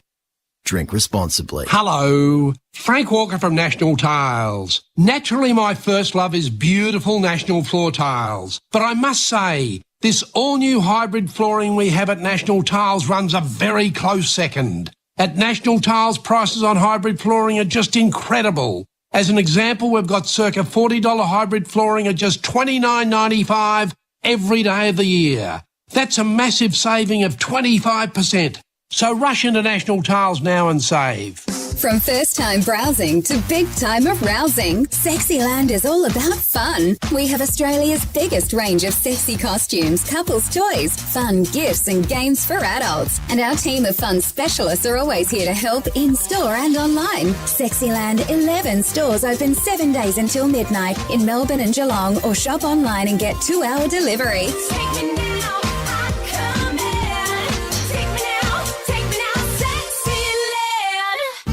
It's value the Australian way at Coles, with great fresh specials this week. Like juicy Afora mandarins, 100% Aussie and just $2.90 a kilo. This week at Coles. Offer ends Thursday. Shut up! Triple M rocks footy. This quarter for IGA Liquor, where good food deserves a great drop. Just an absolute beauty here on a Friday night. It was Melbourne by 8 at quarter time, 17 at the half time break. Johnson, the exciting Johnson, has got 2 for the Pies. Jamie Elliott has got 3, and the Fritcher has got 2. Choice Hotels around the grounds. Need a break, book direct and save with Choice Hotels, choicehotels.com. We'll go to our rugby league correspondent Luke Darcy. Earlier on tonight. Melbourne Storm had a win over the Gold Coast Titans, 32-14. Cam Munster, Chief, I know you follow that game closely. Serious player, Cam Munster. Yep. So Storm have had a bit of an up and down year, Chief. Tough year for them. Tough year. They need to get momentum going at the right time now, heading into the finals. Won the last 2 now, the Storm. IJ Liquor had a drop to your shop this footy season at IJ Liquor, like a 6-pack of beers to go with your footy snacks. Head to igaliquor.com.au to find your local store. IJ Liquor, where good food deserves a great drop. Now, Chieftain. Yep. Tomorrow night, St Kilda take the road trip down to GMHBA to take on the all-conquering Cats, 1st versus 8. Any chance, any hope for the Saints? It's the toughest trip in football, but I am not prepared to write anyone off. Some of the results we've seen this year already, Howie, you just end up with egg on your face if you say they cannot win. The Western Bulldogs take on the Dockers. I think that's your game on Fox Footy, Chief. That'll be a good one. They need Taberner to snag a few, I think, the Dockers. Yeah, well, they've got 2 losses and a draw from their last 3 games, the Dockers. So their season's hit a real speed up, and they need to find something before we get to September. And the Bulldogs, well, you know what they're capable of. And if they find their best, they can knock off a couple of good sides and force their way into the 8. And the Hawks, Nath, have they got CJ out, and they seem to have quite a few players going in for operations. Mitch Lewis is out with a bit of a knee grumble. They take on the Gold Coast Suns. Gold Coast are 0-5 down in Tasmania against the Hawks, but slight permutations and calculations, the Gold Coast could still make finals. Yeah, no, Jeff, no. Mitchell Lewis makes it tough, and it's a 50-50 game. For me, it's a hard one to pick because, look, you don't know what Hawthorn are going to come out. They're a really good young side, but they're making mistakes and they can't run out a full game. But then some weeks they come out, you think they're going to be world beaters. And Gold Coast, they've been consistent this year, but they've let themselves down on occasions. They're a really tough game to pick, and I can't pick it. Be a tense afternoon at my place on Sunday, Chief, because the Blues, after dropping one to Adelaide, they take on Brisbane in the 3:20 game. Gee whiz, they got a tough run home too, Carlton. Mind you, when we look at the run home for all the teams that are fighting for those spots, you go, none of them are easy. I'm concerned about both those teams, truth be told. I mean, Brisbane had a game shot to bits last week and succumbed to the Tigers. The Blues have had a couple of tests when we thought, will they put up their hand and be a genuine contender, and they haven't been able to do that. So, again, they've just got to keep winning, first and foremost, another win to make sure they make the 8, the Blues. Was talk of reports of Buddy Franklin's management meeting Brisbane. Can you see a forward line with Joe Danaher, Buddy Franklin, Charlie Cameron? It's a bit to be excited about there if you're a Brisbane fan. I can see it. Absolutely, I can see it. If Brisbane Lions have got the salary cap, I can see it. Joe and Buddy, how would you see that? That'd be like you and Derm in the heyday, Chief. It'd be like, who's going to be the main man? Yeah, but as you say, you throw Cameron in there, you throw Hipwood, who's in there. It's pretty unpredictable. I don't know how much structure there's going to be in that forward line. Who was the main man out of you and Derm, who's in the box next to us? You don't need to ask that question, Howie. So it was the Chief.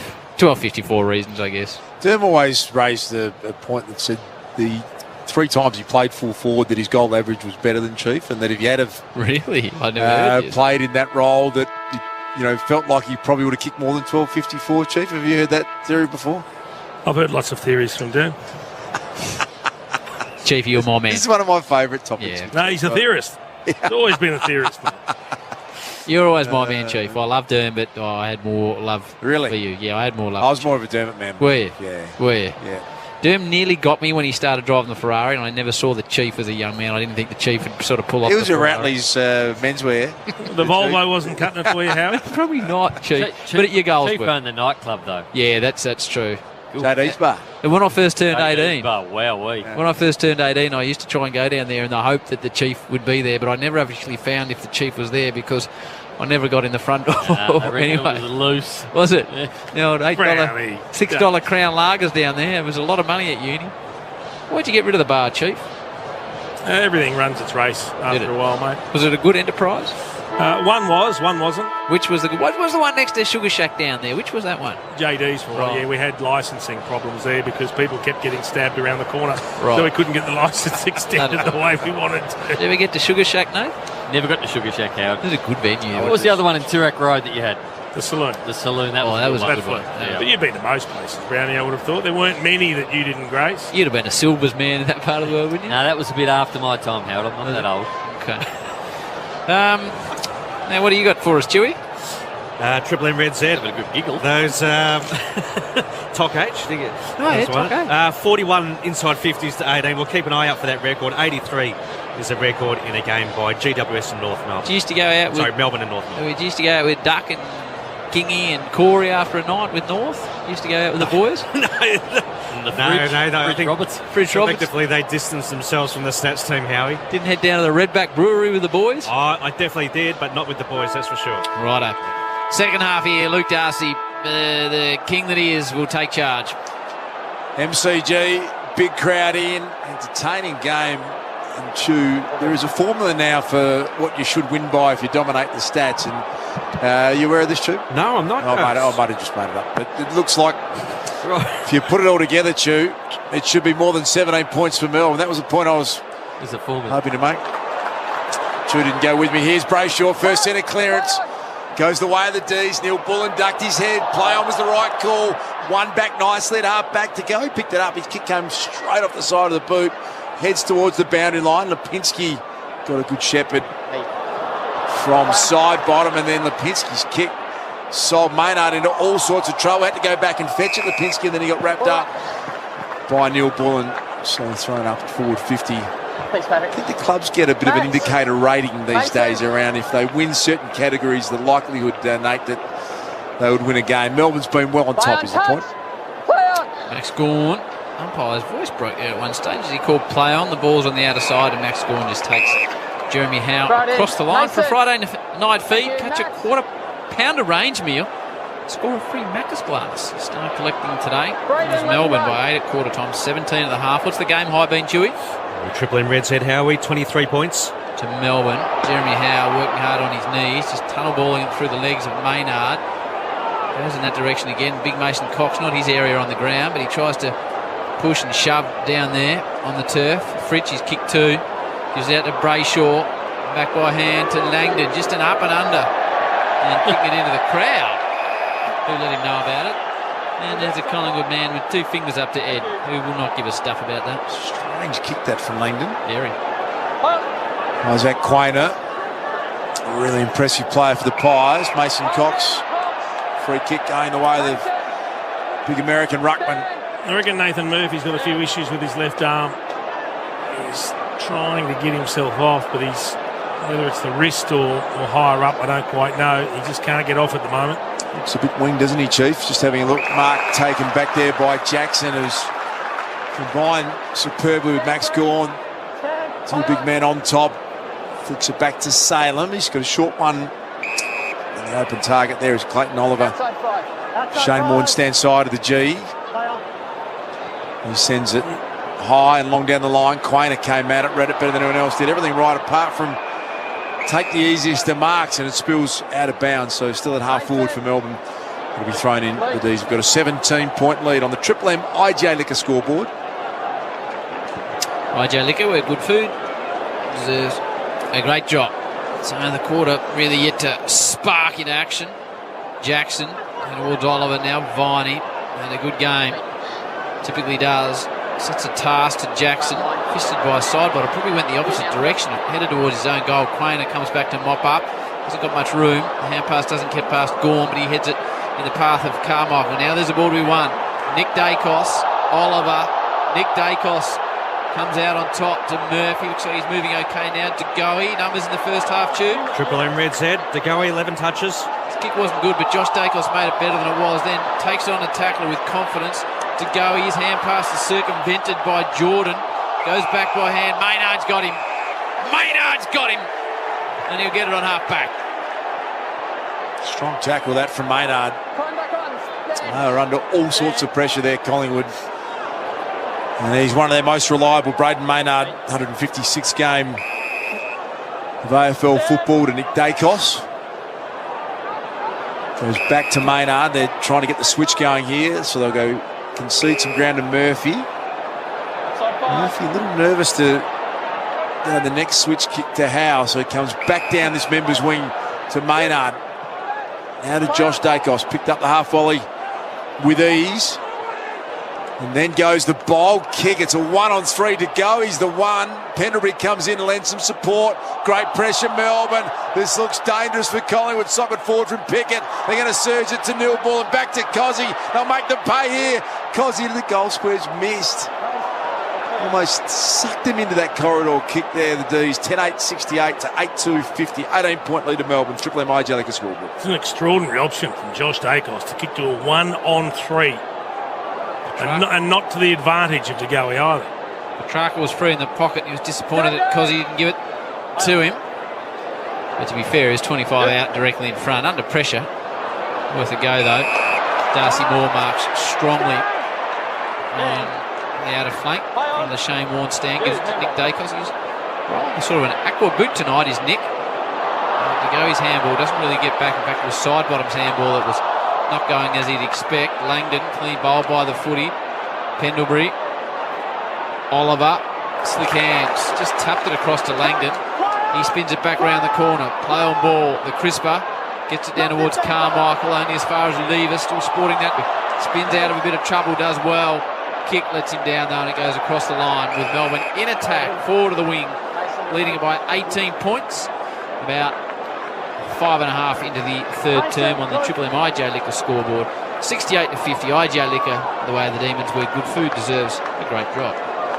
Just a naked eye, it feels like the D's are winning all those really important little 50-50 contests, just like that, where Cox had a chance to get a handball over. Oliver wrapped him up in a good tackle. Here comes the D's again. Oliver jams it long, looking for Max Gawn. It was taken care of, though, by Jeremy Howe. So give us some of the numbers, Chew, that are stacking up Melbourne's way, please. So Chew. just trying to back up what you're saying. So some key categories. Melbourne dominating the inside 50s, contested ball, clearances and scores from stoppages. If you win all those 4 categories, usually you win 74% of games.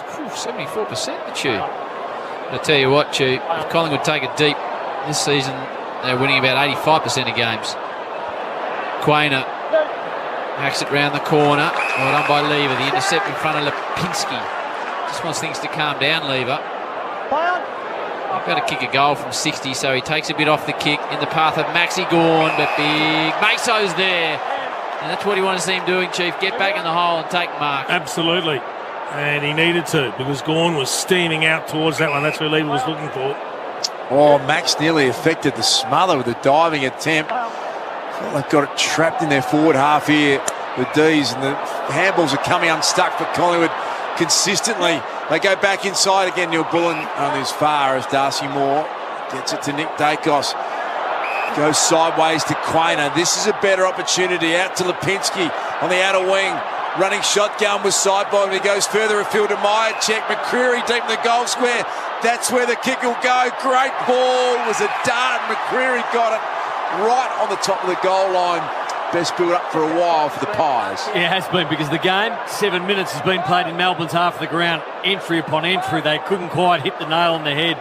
And then they get one out. They go transfer play from one side to the other. Lipinski was out. And then the kick from Myercheck had to be perfect, and it was. Bo McCreary directly in front. Punt road end. Almost couldn't miss from there, and he doesn't. So remarkably for mine, it is just a 12-point ball game.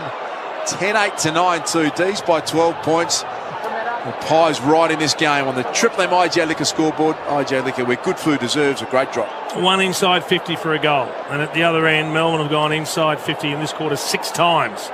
And they've scored a behind. So again, Collingwood's defence standing up really, really well. And they look dangerous every time they go forward. The question is, can they go forward enough to give those players the opportunity to win the game for them? Get the feeling, Chief, the longer this game goes and the longer Melbourne hang in, or the longer Collingwood hang in, the more nervous Melbourne are going to get, and they're going to tighten up. Triple M Harvey Norman replay. It was a good low flat kick from Myercheck. New Google Pixel 6A available now at Harvey Norman, plus receive a bonus $150 gift card. Away we go again. The lead back now to 2 goals the way of Melbourne. Collingwood to get another clearance through Chris. Myercheck did really well in the air to bring it to ground. Petty gives it to May. Oh, he just stopped and he's done from behind. McCreary ragdolled him. Not sure what May was doing. He just stopped and waited, and McCreary went bang. I just don't know whether he thought he was there. I'm not sure where he thought he was, because he just stepped around him and he didn't disappear. So Bo will have a second shot in the space of 40 seconds. This one much tougher though. From 50 in front of the members, about 8 metres inside the boundary. This to bring it back to a 1-goal game. Bo McCreary will drift out to the right. Hits it pretty well, but it's starting right. Big contest in the square, fisted through, 11-point margin. The way of the Demons. Triple M IJ Liquor scoreboard. 12.5 to go, third term. He's coming. Jake, out. The medical sub Trent Bianco doing some warm-up activity at the boundary line. Tommy Brown to have a thought on that in a moment. We'll get a chance for Bob Jane T-Marks. We'll get to Tommy. Here come the D's through the middle of the ground. Neil Bullen's got it. Goes back. Ben Brown, the running receive. Not normally where he gets his footy. They've been able to hand it out wide to Oliver. Gets through a tackle to Langdon. Flicks it forward again. Nick Dacos confronts Neil Bullen. They got him, I reckon. He might have been saved by the boundary line. He was. Took on a couple of tacklers.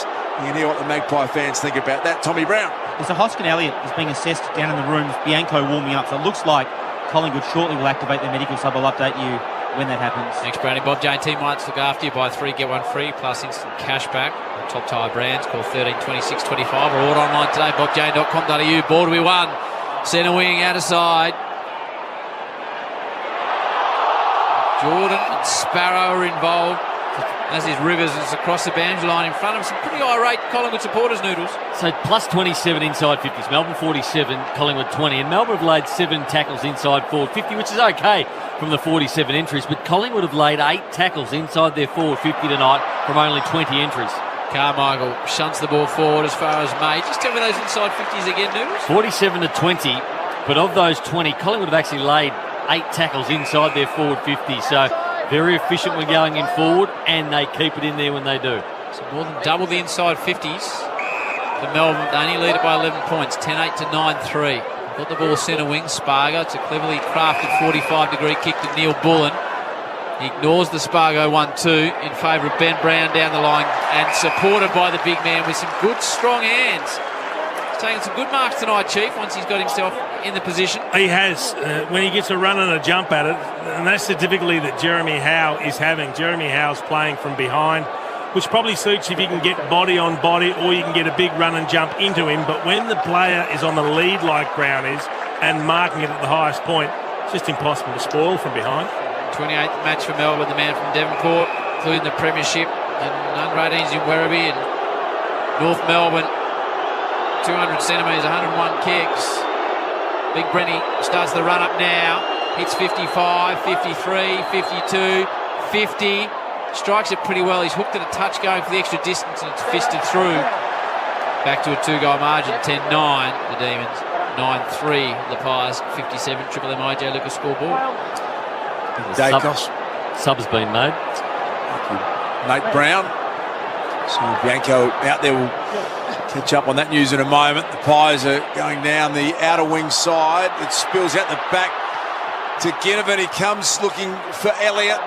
Defending was Hibbert. Elliott, kung fu style, socketed forward. Mychek picked it up. The D's defence up for the challenge, although walking it over was Salem. Front of Ginnivan. Thought he was going to pick it. And Ginnivan's taken a bit of a flop, but now there's some push and shove on. They're coming in. Viney wants a piece of it. They've got Carmichael, and I reckon that's pretty well umpired. They've decided we're not going to pay any free kicks there. We're just going to let it go, and they're going to throw it in quickly at half forward for the Pies. Langdon under pressure with a high spiralling ball. A lot of feeling in this one. Oliver tracks it back. And the handbasket goes across the line from Sparrow. So it's Hoskin Elliott out. What were his numbers tonight so far, Hoskin Elliott, Chew? Just the 4 touches. So he goes out of the game injured, and Bianco comes in, yeah? Spot on. Okay. Who's the sub for Melbourne, Guru? Harms. Centre wing out of side. Petrarca. Hand pass only as far as the marathon man, Chris. He's stymied. Their pressure's been good again this third term, Collingwood. They're tackling, they're flying 214 in the third quarter. That is huge. They're getting themselves in the game physically. They realise there's a chance to steal this one.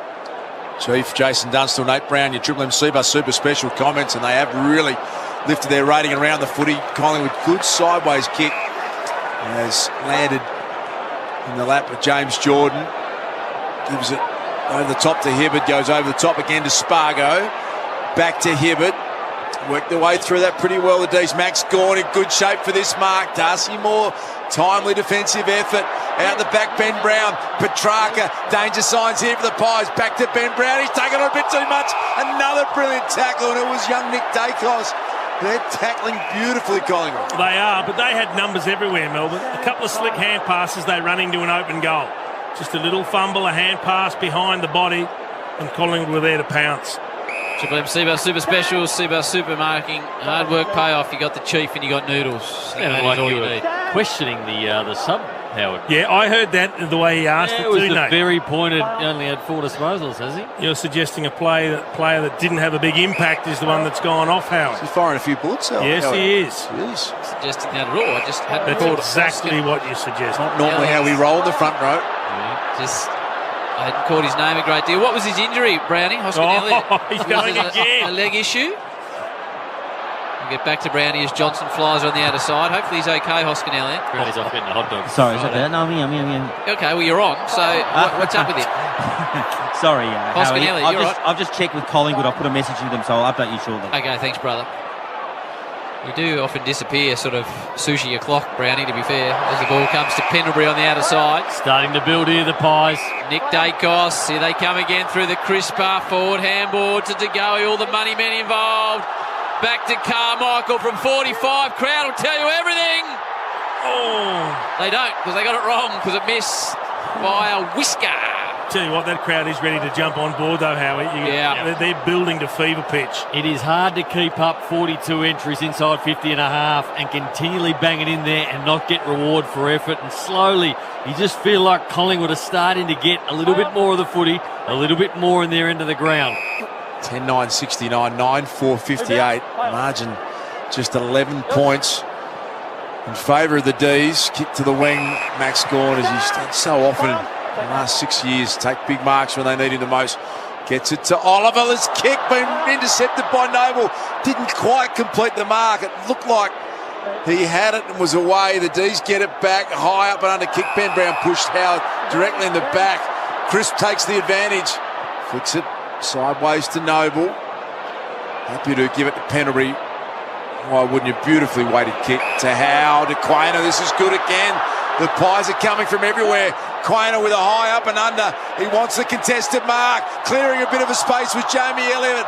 The sub Bianco came on, had a look at it. Elliott gets bundled over the line. And it'll be thrown in forward 50 for the Pies.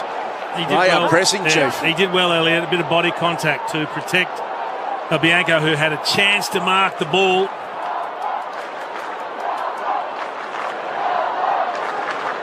Ball spins back into play. Max goes tapping it back towards the wing. Pickett, electric after the footy. Good tackle though by Quainer. Needs to let him go now because he doesn't have the footy. Umpire said let the boys go. Nick Dacos goes a little slide around the boundary. And insufficient intent by Nick. So Big Maxi set to bring things back into play. Feels like at the moment Melbourne, any player, the only player above 6'3" or 4 that looks like marking the footy is going to be Max Gawn. Gone back inside the defensive 50. Salem's good enough to get away from the Degoe tackle. Brayshaw throws a hand at it on the wing. It's close towards the boundary line. It's a 9-point lead. It's an 11-point lead to Melbourne. 6:42 to go. As Pickett's got a bit of space. If he can pick it up, he does now. Fashions a clever ball. Really good to Petrarca. Here they come again. He wanted to release early. As a result, there was a hand on it. Hand pass comes back. Spargo should finish. Spargo does finish. Melbourne with the steadier they needed. And the crowd really invested now. 75 to 58. Back out to 17 points the way of the Demons. 6:22 to go. Third term on the Triple M IJ Liquor scoreboard. Got to appreciate how good that kick was from Cozzy Pickett. They really worked hard to get the ball towards centre wing. I just spoke about the fact that they haven't really taken any marks inside forward 50, big marks apart from maybe Max Gawn. And Cozzy Pickett had nobody to kick to. He had to wait with the football, and then he elected to go the 45-degree angle kick. It was the hardest kick he had to possibly make to Petrarca, who was bursting back into space, and it was perfect, and that opened up the ground right under Pickett. Nate Brown and Chief all over it on the Triple M C-Bus Supers, and that was an important goal. As Nate Brown caught it, steadying goal for the D's with 6:22 remaining until three-quarter time. Pies had really had a powerful 6 or 7 minutes. Great game this one. Mason Cox wins the centre clearance. Inside forward 50 go Collingwood, only as far as Lever. He has a bit of a shake of a kick. Goes directly sideways. Picked up though by Brayshaw just inside the boundary line. Open the door for Bianco slightly. And off hands. It was Jaden Hunt getting involved in that one. Will be thrown in at half forward for the Pies as Max Gawn takes a well-earned rest for the D's. Right in front of Simon Goodwin on the Harvey Norman replay screen. Mason Cox gets front position. Jackson gets the ball towards Oliver. Spirals it forward towards centre wing. Pickett didn't know where the ball went in the end. Jackson did really well below his knees. Neil Bullen stands up in the tackle. Puts a hand pass out in front of Tommy Sparrow. He's got options. Here come Melbourne again now. The inside 50 ball will be Spargo. And he goes short to Melksham. Jake will have to kick it from 48 metres out. It's a smart kick from Sparrow, though. You see a lot of players get that ball on the run and put it to the top of the square when the easiest kick is just the 15-metre chip in front of you with the player coming up at your face to have an opportunity to kick a goal. So Spargo, a couple of nice moments. Melksham lining up from 50 metres to make it 2 in a row for the Demons and take it out to a 23-point margin. 5 to go, third term. It'll take his best, Jakey boy, the former Bomber. Nice straight approach, just out of touch to the right, and the kick goes to the left. Marking contest in the square, and the D's rush it through. 76 to 58, being reported worldwide, Das, that McLaren have sat down with Daniel Ricciardo and said, your deal is up at the end of the year and you'll be replaced by another Australian, Oscar Piastri. Good news around the grounds, Choice Hotels. Big news. Big news. Exciting for young Oscar Piastri, who's the managed by Mark Webber, protege in Australian motorsport, Lipinski. So we've got a 3-goal margin in favour of the D's. Pies got it in the hands of Still bottom on the outer wing. True centre wing it is out there, and he's just taking a bit of time with this next kick. Cuts back inboard, wants a mark from Mason Cox. Had a good play on it, socked it off the ground. Front Hibbert. It's the one he's got to mark, Duke. It was a good kick to his advantage. He's got to mark that ball, Mason Cox.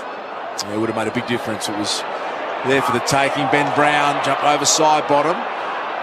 Trying to wrestle it back. Jack Crisp in an arm wrestle now with Langdon. Neither player could free the Sharon. So 80 metres out for the Pies goal. It will be thrown up. 11-10-76, the Demons, 9-4-58. Another point lead in the favour of the Melbourne Footy Club on the Triple M Igelica scoreboard. 4:09 to go before three-quarter time. Lever works hard in defence. Ginnivan hasn't been a factor. To go he has. Snaps it. Mychek running back with a flight marks. He'll go back and kick a goal. And that was a courageous mark from Brodie Mychek. Tell you what, that's a great mark by Mychek. Going back, he had Stephen May pushing him the whole way and going back with the flight. Now Johnson coming in and just giving a little bit of lip to Stephen May, who's not overly happy about it, complaining to the umpire, but Mychek will kick his second.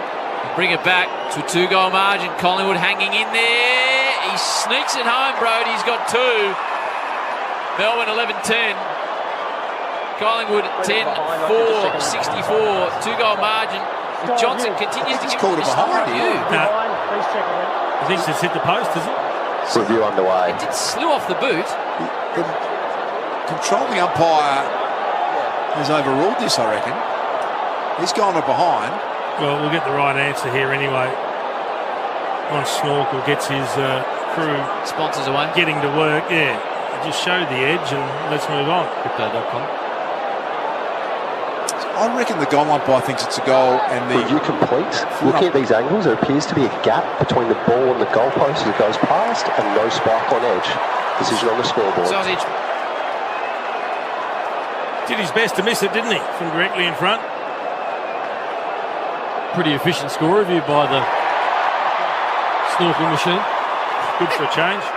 Snorkel machine. At least they found the right answer. Slightly confused by that, in that I think it was definitely a goal, but I think the field umpire thought it was generally the other side of the post, so they're reviewing whether it hit the post, not which side of the post it went on, if that makes any sense. I could be reading a lot more into that than there is, mate. So Stephen May still having a look at that. He's unhappy, Big Maisie. But it's in the book. The result was an important goal. It was a courageous mark, wasn't it, from Mychek? He's had a challenging night, Chief, but he hasn't seen much of it, Duke, and that's why he's frustrated. Stephen May, he's done a great job, but he's kicked 2 important goals, Mychek. That's what you've got to do on a bad night. Find a way to contribute. Back to just a 12-point ball game. 3:28 until three-quarter time. Pies doing a brilliant job to hang in there. Mason Cox did well. Lipinski, the fumble could be costly. Jackson swoops on it. Still a live ball to be won there. Noble came in to put some pressure on. Just letting it go over the top, Petrarca. And it's been edged forward about 10 metres in the favour of Melbourne, but it'll be thrown up once again inside the centre square. 3:12 to go, 76 to 64. Melbourne lead. They led by 8 at quarter time, 17 at the half. It's been whittled back. to a 12-point margin, but the inside 50s too favour Melbourne. Yeah, they do, but plus 25, but Pies are only down by 2 in this term.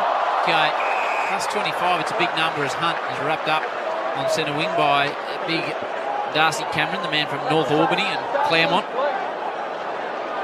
Centre wing ball in front of the members. Cameron towards Pendlebury. Collingwood attack to the left. Screen. Punt road end. Cameron grabs out of the ruck, tried to squeeze the ball to go. He does well at ground level. Gets onto the left with a floating mum. He goes 4 rows back and he's out the full. And you can see the humour in it. Having a good chuckle is Geordie. Two-man, correct me if I'm off the top of my head. Collingwood, they played 10 games that have been decided by less than 12 points and won 9 of them. I think it could be 8 of 9, if not 9 of 10, and we're a 12-point margin now. 2 minutes 26 until three-quarter time. They are the tight game specialists this year. Good tackle, McCree. Brayshaw's handed that straight over the boundary line. It had to be insufficient attempt to keep it in, and Collingwood, through Jeremy Howell, pounce on it. It's an interesting one, that one, isn't it? You're being tackled, all your momentum's going to the boundary. You have to dispose of the ball properly. What else can you do? It's pretty tough, Chief, isn't it? You knew it was going to be paid. Lipinski picks it up. He's got an open goal square. Mychek goes back. Lipinski's kicked a monster goal. And we're back to within 6 points. Pies fans going nuts at the MCG. Big crowd. And they are right in this contest. Make no mistake about it. 11-10 to 11-4. D's by 6. Triple M IJ Liquor scoreboard. What are the numbers this quarter telling us, Ash? So taking out the first, 6 minutes of this quarter, what have Collingwood done after that? Because it feels like momentum's just shifted into their favour. No question, Brownie. They're winning the territory. The past 10 minutes, the time in the front half, they're going at 73% opposed to the Demons at only 27, and they're also breaking even contested ball and clearances. And they haven't won any of those stats the whole game so far. It's all been the last 15 minutes. Momentum's turning. You can feel the crowd starting to build. All of a sudden, Melbourne start to tighten up. They need goals. They need them badly. You look forward. I can't see where the goals are coming from at the moment for Melbourne unless Max Gawn is in the forward half of the ground. Bob Jane, Tommy Brown. Ginnivan's come off. He looks sore, but I'll keep a close eye on him. He might just be cramp or relatively okay. Thank you, mate. Inside 50 ball, Tommy. Away the Demons. To Maxi Gawn. Off the check side, got the right side of the footy, and he's dumped it out on the full big Maxi boy. Kick the torp straight into the crowd. Gee, the crowd are invested too. So minute 46 now until three-quarter time.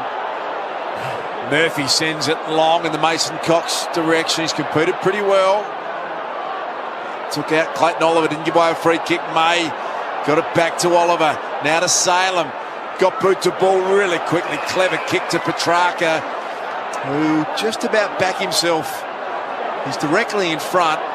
Looking at a 55-metre shot. Brownie, you're our good judge of distance. Look, I think he can get the distance, Duke. Not a problem getting the distance for Christian Petrarca. It's just, does he spray it trying to go that extra distance? So he'll give himself a little bit of right, and then... And he decided to set up kick to the pocket to Ben Brown, and... Wasn't expecting that. No. Put it out in front of Ben Brown and found him in the right forward pocket. Cute angle. He's going to have to kick it with his back up against the fencing. We'll take something pretty creative from here from Ben Brown. Oliver's had a big quarter. 12 disposals, 4 tackles this quarter. It was quietish in the first half. So Ben Brown, it's a right foot check side for mine. This one, Chief, fancies the drop punt off him, but does go the right foot check side and never really got a good look at that, just snuck it in for a minor score. 7-point lead to the D's, 30 seconds until three-quarter time. That is all the Triple M IJ Liquor scoreboard. 30 seconds on the clock. As Collingwood look to move the ball down the outer side, down to 25 seconds. Collingwood's record in close games that Darcy was alluding to, Chewy. Yeah, 9 out of their 14 wins have been by 11 points or less. Extraordinary. The last 4 weeks, just all been real tight ones. Petrarca. Neil Bull and Melbourne trying to get something going with 8 seconds on the clock. And the hyphens pinned with the footy. So siren will sound without any further score unless there's a umpiring decision getting involved. Melbourne by 8 at quarter time, 17 at the half. A quarter to go, Collingwood. They've been in this position time and time again. They trail by 7 points at three-quarter time. Melbourne dominating inside 50s, but only 7 points up on the Triple M IJ Liquor scoreboard. It's the D's by 7 at three-quarter time, and a cracker for McDonald's and Ream Hot Water Triple M Rocks footy. That quarter for IGA Liquor, where good food deserves a great drop. For McDonald's. Triple M rocks footy. For a Friday night feed, catch a quarter pounder range meal and score a free Macca's glass. Start collecting today. Shut up! The footy's on Triple M! Triple M's Saturday Rub knows a successful team needs total commitment. You're leaving early today to go to a cashy in Launceston. No, it's just something that's been in the book for a while now. But so's your requirements to work on Triple M Saturday afternoon. Work comes first, Bill. It does. Well, I'm sick of working. Join the Temper Mattress call team tomorrow from noon for the Hawks and Suns. For Ream Hot Water and McDonald's, Triple M rocks footy. Installery.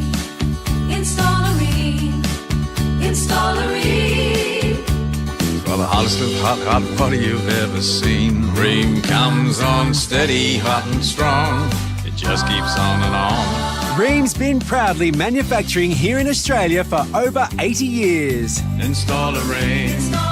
Install a Ream. So ask your plumber for Ream, Australia's #1. Harvey Norman, your premium Optus dealer. Get the new Google Pixel 6a 128 gig for $0 upfront when you sign up to a new Optus $69 per month SIM-only plan for 24 months. Plus, receive a bonus $150 Harvey Norman gift card. Offer ends August 8. Minimum cost $1,650. Not available with other offers. In-store only. Cancellation fees, terms and conditions apply. Visit Harvey Norman, your premium Optus dealer. Go, Harvey, go! TPG brings you awesome deals on mobile with a massive 50% off all TPG mobile plan fees for the first 6 months. Now that's pretty good. TPG. New TPG mobile customers only. For use in Oz, T's and C's apply. Hello, Frank Walker from National Tiles. Naturally, my first love is beautiful National floor tiles. But I must say, this all-new hybrid flooring we have at National Tiles runs a very close second. At National Tiles, prices on hybrid flooring are just incredible. As an example, we've got circa $40 hybrid flooring at just $29.95 every day of the year. That's a massive saving of 25%. So rush into National Tiles now and save. Next time you're at the shops, take a second to spare, because there are people in our community who need a little extra care. Those who live week to week, pay by pay, miss out when the shelves are bare because it was their only shopping day. All we ask is you buy what you need. Don't buy into the fear, as the vulnerable miss out across the country, far and near. A message from foodbank.org.au, where every dollar donated is 2 meals created. It's that time of the week. Furphy Footy Friday. From the first bounce to the bar, it's time to crack one. Tell one. Furphy. Unbelievable. Drink responsibly. Hi, it's Will Davison, supercar driver and 2-time Bathurst winner. Did you know that IMAR, the tradies mate, has handymen and landscapers covered too? Insure your handyman or landscaping business with IMAR and receive competitive monthly premiums at no additional cost. Keep the inside line and get an instant quote at imar.com.au. Pay the premium online and you're ready to go. Or call 13IMAR, that's 134627. Get a quote, get covered, get working. They're the tradies, mate. That's IMAR.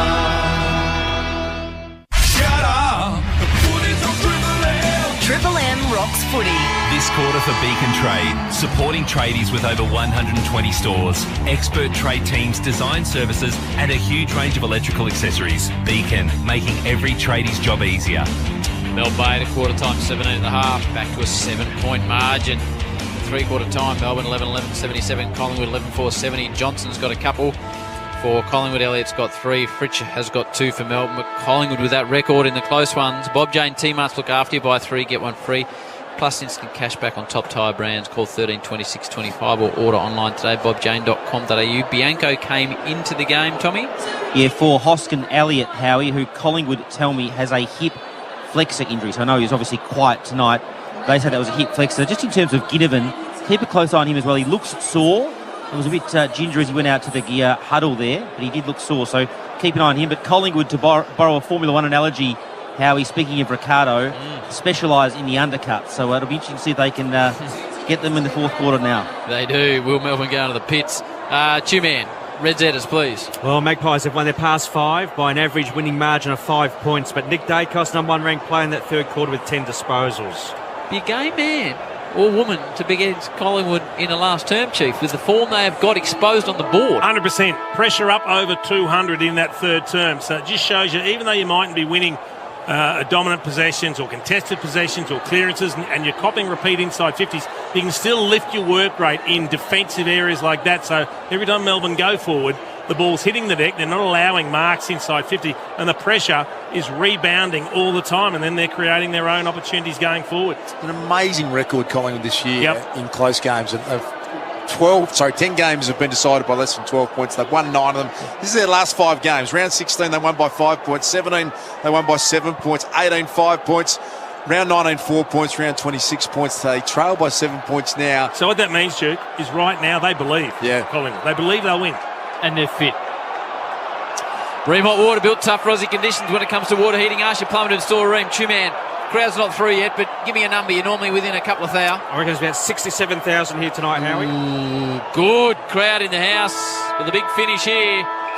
Christian Petrarca looking on the Triple M Harvey Norman replay. The new Google Pixel 6a available now at Harvey Norman. Plus receive a bonus $150 gift card. All right, here we go. 7-point lead to Melbourne. Final quarter. Maxi Gawn. Big fist.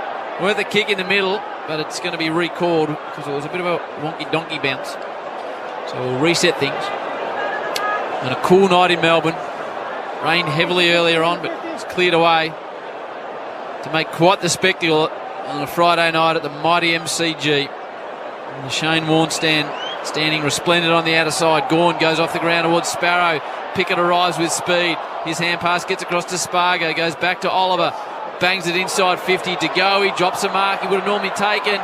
Fritsch and Pickett got to be confused with each other. Pickett's dropped off the footy and Fritsch is gone with a capital G. They've tackled well tonight, Chief, the Pies, haven't they? Absolutely they have. That's that defensive pressure we're talking about. Every time Melbourne look like they're going to create something, they've been jumped upon. Dacos for a first-year player. Look at the courage in that kick. That is brilliant. Just backed himself in, loved the confidence, and this is a good build-up straight through the corridor. Maynard was desperate to play on, in doing so sold himself into some unnecessary trouble when he put it out of bounds. Puts his hand up, so sorry about that one. Pretty composed looking Craig McRae on the Harvey Norman. Why wouldn't you when your side just wins close games as regularly as they have this year? What a finish coming up to this one. Minute gone in the final term, 7-point margin. Beautiful handball from Gawn, releases Petrarca. He went to the voice of Oliver. Again, the tackle pressure effective for the Pies. Jordan's got to get through. He wants to go back to Max. Confronted. Gets it to Jaden Hunt. Then it was Maynard. Brown wins it. Contested on the chest to Petrarca. Sizzling ball to Fritsch. Here come Melbourne. They've got the deep options. Melksham wants it deep. He's playing on Darcy Moore. Well, you're kicking to Melksham, Pickett and also Langdon, so there's just no tall timber down there. So he tries to short it in towards Melksham, gets out the back as Brownie suggested it would to side bottom. It's a hurry spiral out of defence. It'll work out well to Nick Dacos, who's called to go. Fritsch gets him. He did take a step, was good umpiring. Might come back the other way. Viney, Fritsch takes on Murphy. Now he's got a problem. Dishes out the back to Oliver. Here comes Viney for a second attempt. Back towards Jordan. Once inside 50, slided to Pickett. Too much on it. Darcy Moore. Ginnivan's in the back line. This time he bangs a high ball out of defence. Big story there is Nick Dacos has not moved after that tackle. We'll come to Tommy Brown on that in a moment. Collingwood get it to half back. It's not far away from where Nick Dacos finally gets to his feet. What can you tell us, Tommy? He's coming off now. Hopefully he's winded. There's no obvious injury, but he's breathing in some big breaths, Dars. Hopefully he's winded. He got ragdolled in the Bailey Fritsch tackle. And he landed his own elbow, pushed up into his ribs when he was tackled to the ground. Salem flicked it up off his toes, but they're a little bit nervy at the moment, the D's. Crisp couldn't quite get through the Oliver tackle. To go, he put his head down, backed his speed and strength in, down the line. Oh, good effort. The mark almost taken. Johnson's thrown it between his legs. Play on's the call. Elliott has a flying shot, misses the lot. They got away with one of the best throws you've ever seen there. Just wait, Steve. And it was out of bounds. Oh, Ash Johnson just scooped it back in, up in the air to a teammate. Score review happening. But unfortunately, call is out on the full.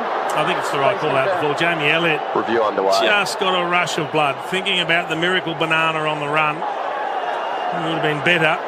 Kicking to the advantage of one of his teammates. The ball crosses the line Bob on Jane, the top boundary round. side of the post. Decision on the scoreboard. Tommy. Not suggesting anything untoward, but the doctors did rush down to the rooms with Nick Dacos, so obviously getting a quick inspection on those ribs or wherever he got winded. Yeah, I think it was the ribs. You're right, Brownie, so it's called out in the full, so still a 7-point margin the way of Melbourne in Friday night classic. May drives the ball down towards his good mate Maxi Gawn, who fists it across the line. I reckon for Melbourne to hang on here and win this, one of either Jackson or Gawn needs to play permanent forward, because the amount of times in this second half they've gone to go inside forward 50, haven't had anyone to kick to. Petrarca only moments ago bursting from half back through centre wing, had to stop, prop, come back for a handball to Oliver. Triple M Seabar Super's Brownie and the Chief. Seabar Super making hard work pay off to Goey. Another inside 50, they're catching him up on those. He goes to Lipinski, who would have to kick from pretty much the intersection of the 50 and the boundary line. He doesn't fancy it, so he goes into the pocket towards Jamie Elliott, who's always been good for a small man above his head. He's kicked free, he's shoved into the turf, but Jamie will probably go a little left foot round the corner from 30. You'd think he'd go left foot after the last banana that went out in the full. It's a good mark, isn't he, Chief? It's a great mark. He hung up in the air. Hibberd went the aggressive spoil. Not happy with his teammates. Michael Hibberd thought someone should have cut that space off. This is for 4 for Jamie Elliott to make it a 1-point game. Gets it a bit narrow. Mark taken by Johnson, the impressive one. He was just lurking. Let's have a listen.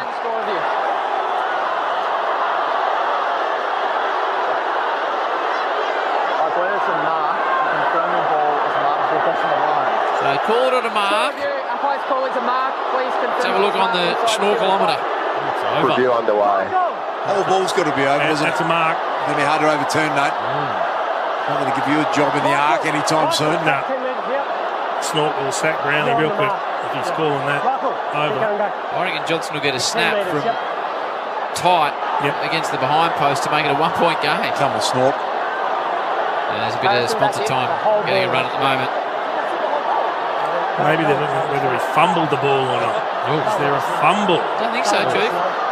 Is the hand move there, Chief? Review complete.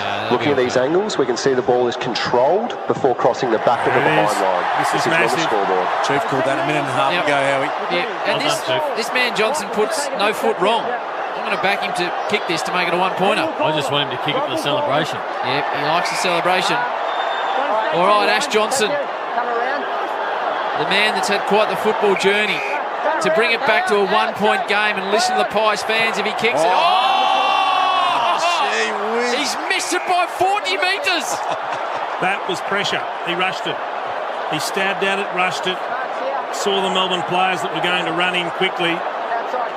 Just didn't keep his composure. I feel partly responsible for the pump up. And then sometimes when you do, you just forget to keep your eye on the ball, don't you? Yeah. That is it. It's a young man playing his 4th game. Massive crowd, big stakes. He's going to feel pressure. Lever sends it out of defence. Side bottom's tackle on Pickett was good. Langdon right up and high. It went about 60 metres high, only about 15 long. Well done from Howe. Back come Collingwood. Ginnivan was the target. Max Gawn, as he does so often. Just leave it well to protect Max Gawn on that occasion.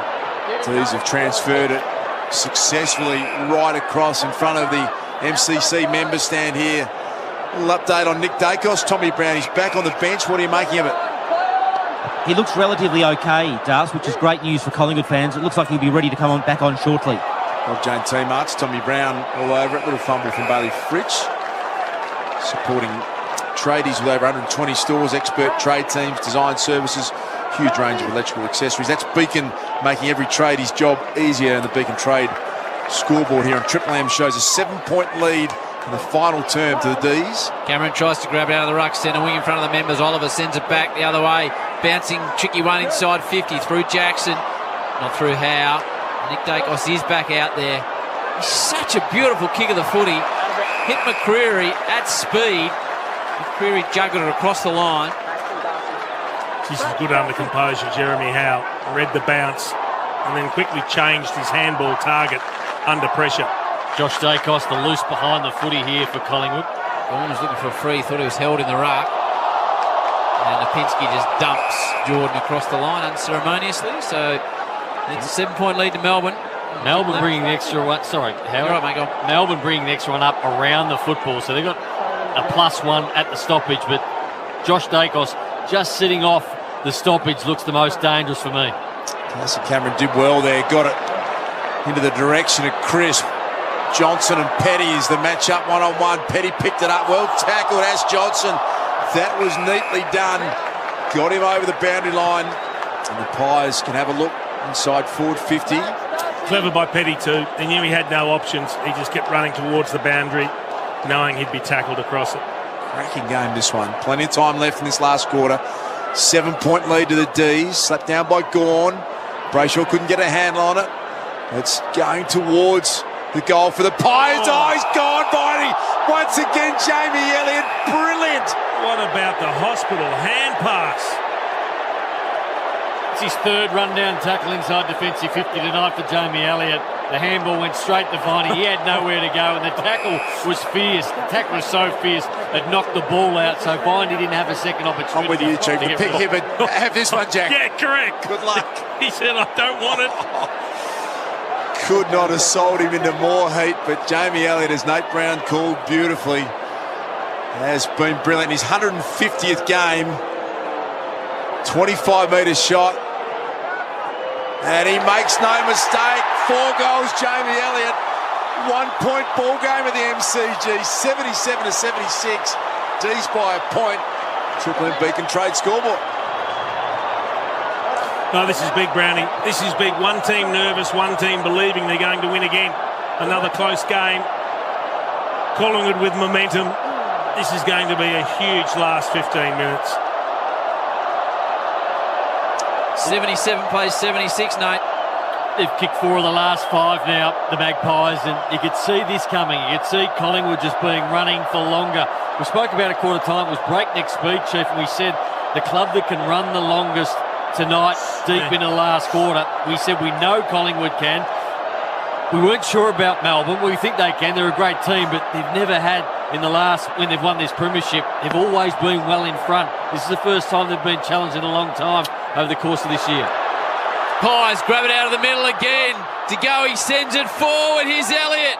Hits the deck. Hunt will be immediately under pressure. Falls to Ginnivan. Danger for all tacklers in the area. Spills out the back. Viney. Langdon sends it down the outer wing. Neil Bullen comes back with a flight. He's got a couple of Pies. Maynard's really clever to Nick Dacos. Sends the ball forward to Ginnivan. Tries to get his man under the ball. Does a pretty good job of that. And now players come from everywhere. Ginnivan's caught with the footy on the outer side. Red Dead Lending.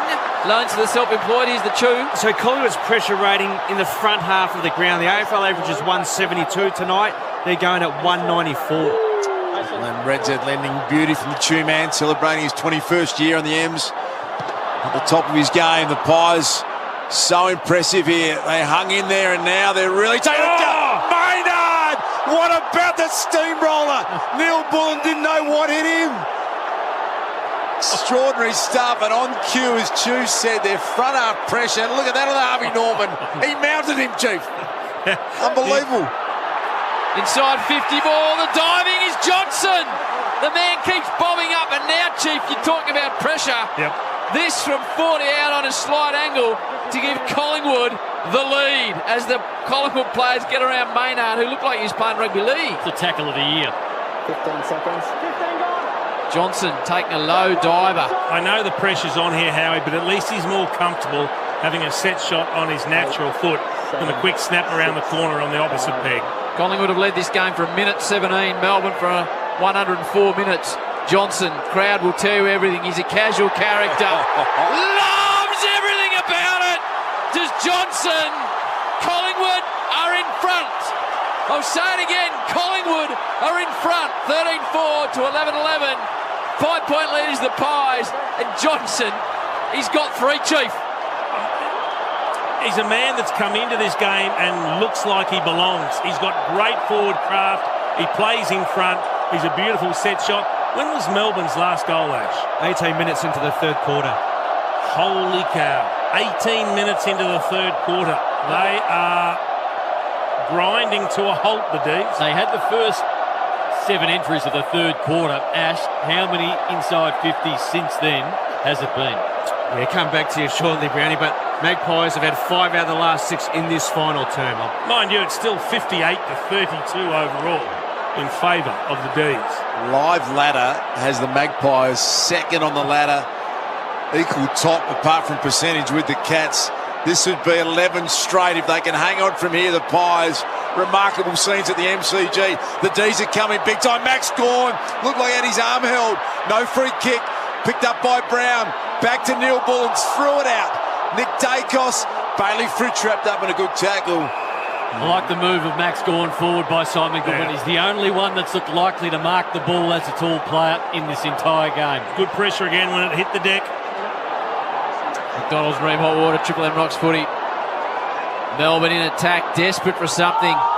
Lipinski's got a couple of problems. Dishes out a hand pass to the tackling machine, Maynard. Splits it out towards centre wing.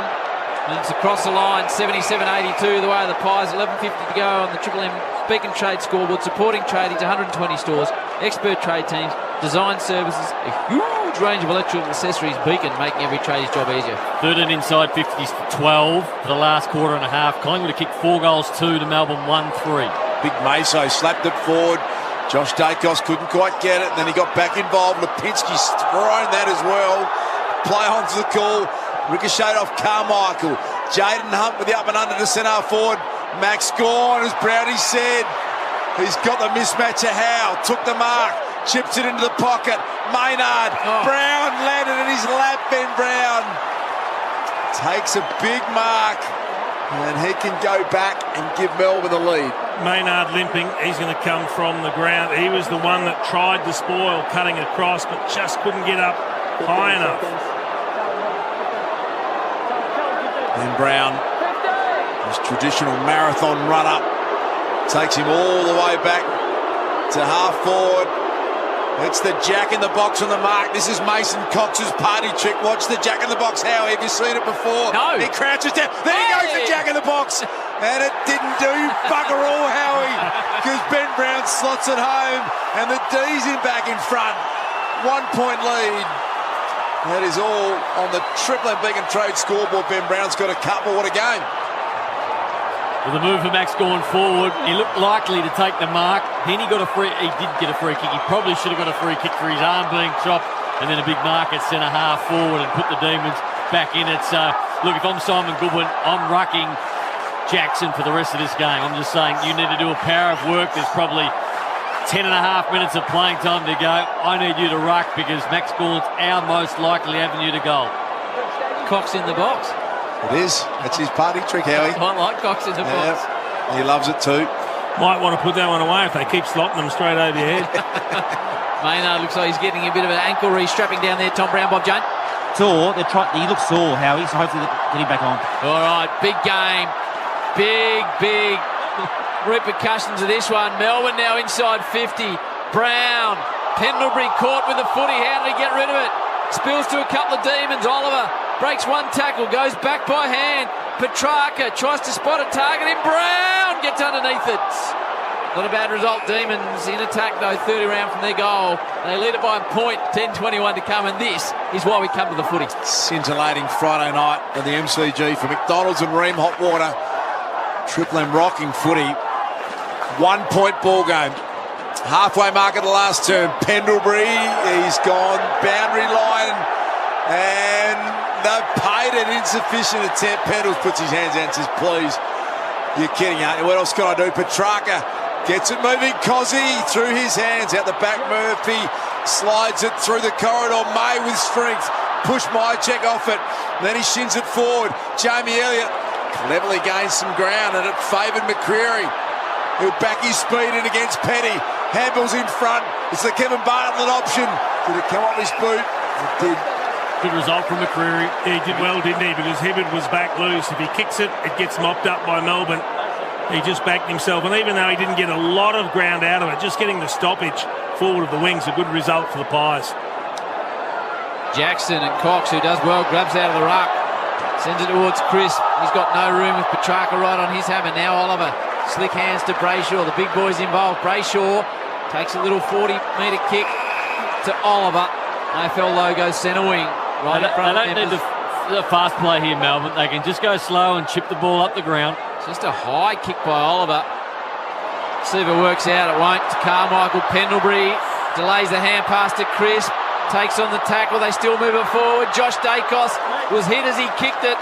Puts it out in front of Meyer. Check. Oh, brilliantly done by Stephen May. Dived on the footy. Picked it up. Melbourne. Hibberd. Pickett. And back to Hibberd. Now Langdon. Wants it out of there, Langdon. Down the line, big collision coming up, and ricochets back to side bottom. This works out well for Collingwood. Pendlebury to Carmichael. Nick Dacos, beautiful handball to brother Josh. Turns around and nails it. Pies back in front. Goal for goal at the MCG. The Dacos brothers are involved in that. And this is as good as it gets. Friday night footy. 5-point lead of the Pies. Triple M Beacon Trade scoreboard. I know we talk a lot about Nick Dacos, the younger brother, and the fact that how good he's been this year, but that handball at the 19-minute mark of the last quarter against the best team in the business, and the game is hot. I mean, it is pressure everywhere at the moment. It's hard to get an easy ball. It's hard to get the target, and within a split second had the ball in his hands and had threaded up handball through the hole to his brother to set up a goal assist. It was just outstanding. Pendlebury's going to start in the middle alongside Cameron DeGoey and Josh Dacos. For the Demons, you got Gawn, Viney, Petrarca and Oliver. So all the big guns are in there. Craig McRae on the Harvey Norman pumping his fist. Yeah, we don't see much emotion from the fly. He was up and about. The big guns in the centre. What a clearance this is. Collingwood lead it by 5 points. 8:43 on the clock. Gawn tries to inch it forward. Viney gets down and dirty.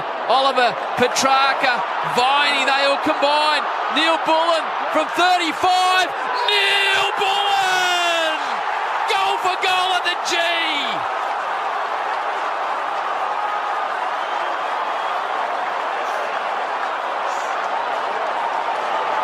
I think the great thing about it is at least with Collingwood coming back and hitting the front, it's created urgency in Melbourne's game. They've become more desperate. They realise that there's a game slipping away from them here if they don't do something. And the boys in the middle, Petrarca and Oliver and Viney, getting involved clearance style, getting that ball forward to Neil Bullen, who's all of a sudden able to finish off a couple of steps. Genuine urgency in the D's game now. Best game of the year unfolding at the MCG here on a Friday. This is marquee stuff. And we've still got plenty of time left.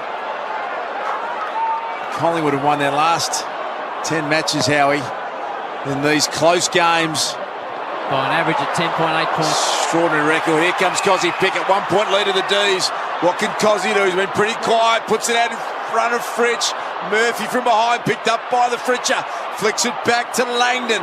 Tracks the boundary line, beautifully done side bottom. Oh, won a big one-on-one. And then his handball was good to DeGoey. Takes it on. Shane Warne stands side of the G down the line. DeGoey just overcooked it a bit. And it bounds on the full. Lever's ball at halfback. Doesn't mess around, Jakey Lever. It's quite extraordinary. They're 10 wins on this streak. The average margin, 10.8 points. Oliver. And they currently trail by 1 point. 13-11 to 14-4. Here's a ball and a half to be won on the outer side. It's all Collingwood. Meyer check. DeGoey. McCreary wants to move it. Johnson's moving it deep. They want to get it down to this young man if they can. Here he is, Johnson. Well played, Petty. No, it's a push. Johnson can do no wrong. Petty. Hands to his head. And Johnson will line up for goal number 4 in game number 4. Triple M Harvey Norman replay. The push was there. There was 2 hands in the middle of the back. And he might complain about it, but that's clear. I don't know what he's complaining about, Brownie. That's an obvious free kick, isn't it? Ash Johnson came in with 6 career goals in 3 games. He's playing his 4th game. He's kicked 3. His set shot work has been outstanding. He has to kick this from 30 on a slight angle to give Collingwood the lead. Ash Johnson steps up, bangs it home. Johnson, on the biggest of stages, has nailed his 3rd, and Collingwood lead it by 5 points, 6:54 on the clock. What about how casual that guy is when he comes in for goal? But it's a beautiful routine. He does the same thing every time. He doesn't try to overkick it. He knows what his skill set is, and he just beautifully went in, and everyone has been straight through the middle and just a nice, even action. And there's nothing wrong with that at all, and a really good celebration again for number 4. He's got a great ball drop. And this is a young man that's just come into the game. 4 games, he's now got 9 goals to his name. Ridiculous. 10, Chief. Goal number 10, that is, for his career. 10, I apologise. Ash Johnson. Mature age, mid-season draft. It's been a winner. He just looks like a player. All-important centre clearance coming up. The bounce favoured Max Gawn, and he took advantage of it. Got it to Oliver. Oh. How good are the A-graders? Viney let the traffic run past him and then goes deep in attack. Getting back Quainer. He's got composure for a young man too. McCreary in the one-on-one, and he took it. Just a bit too strong for his direct opponent there by McCreary. It was Rivers. And so a nice contested mark. Half back here, the Magpies. McCreary. Defensive side of the wing, drives it to the attacking side of the wing in front of the members. Comes to ground towards Bianco, subbed in by Hoskin Elliott. Applies the tackle. Geez, their tackling's been impressive, the Pies. So often Melbourne look like they're going to swoop on the loose ball and take it away. They just get hammered in a tackle. Cameron and Gawn. Gawn really winning the contest. 6:07 on the clock to go. Collingwood lead by 5 points. You could just feel the tension reverberating around this magnificent Coliseum that is the MCG. The Pies brave again here against the reigning champs.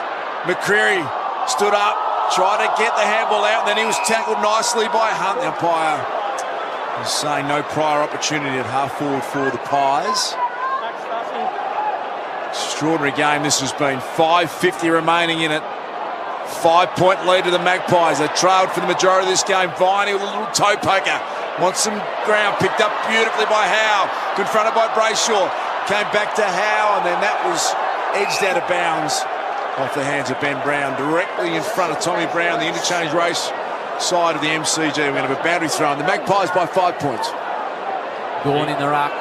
Coaches will be looking around now, hoping that their sit-ups are good, hoping that everybody's one-on-one. We've got an extra behind the football, but at the moment, everybody is one-on-one. There's no loose anywhere. Elliott and Johnson with 4 apiece for the Pies. Heads in that direction now. Myercheck, Stephen May. He's a titan in defence. Takes a strong mark. Aided by Lever. Goes to Spargo. A nervous moment there as Johnson closed in on the space. Salem goes out wide to Petty. It's a massive contested mark from May, though.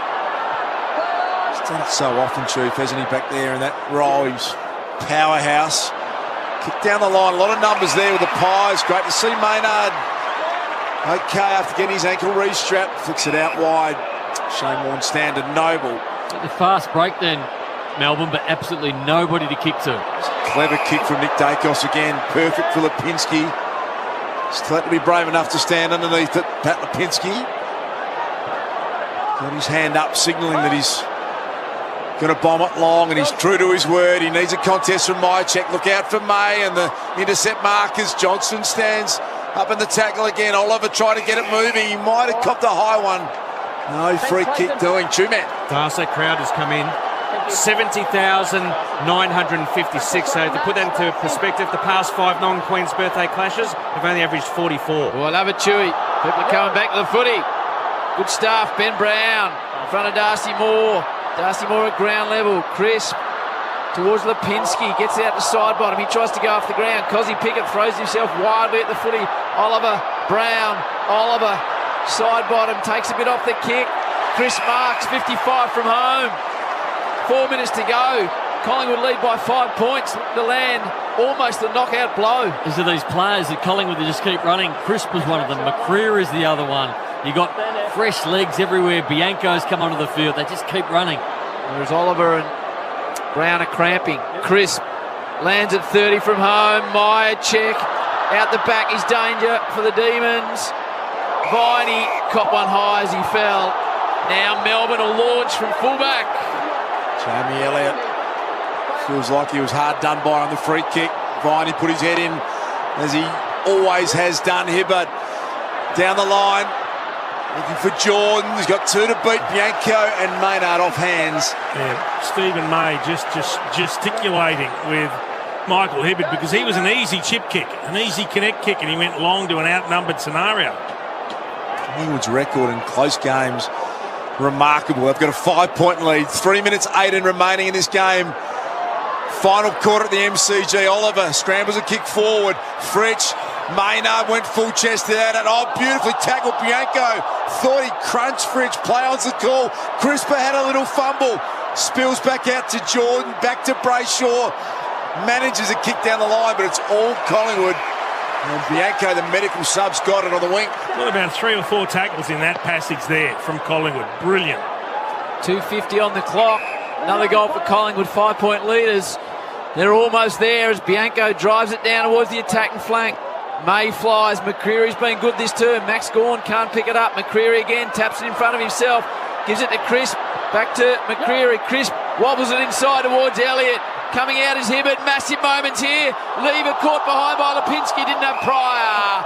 Be thrown up.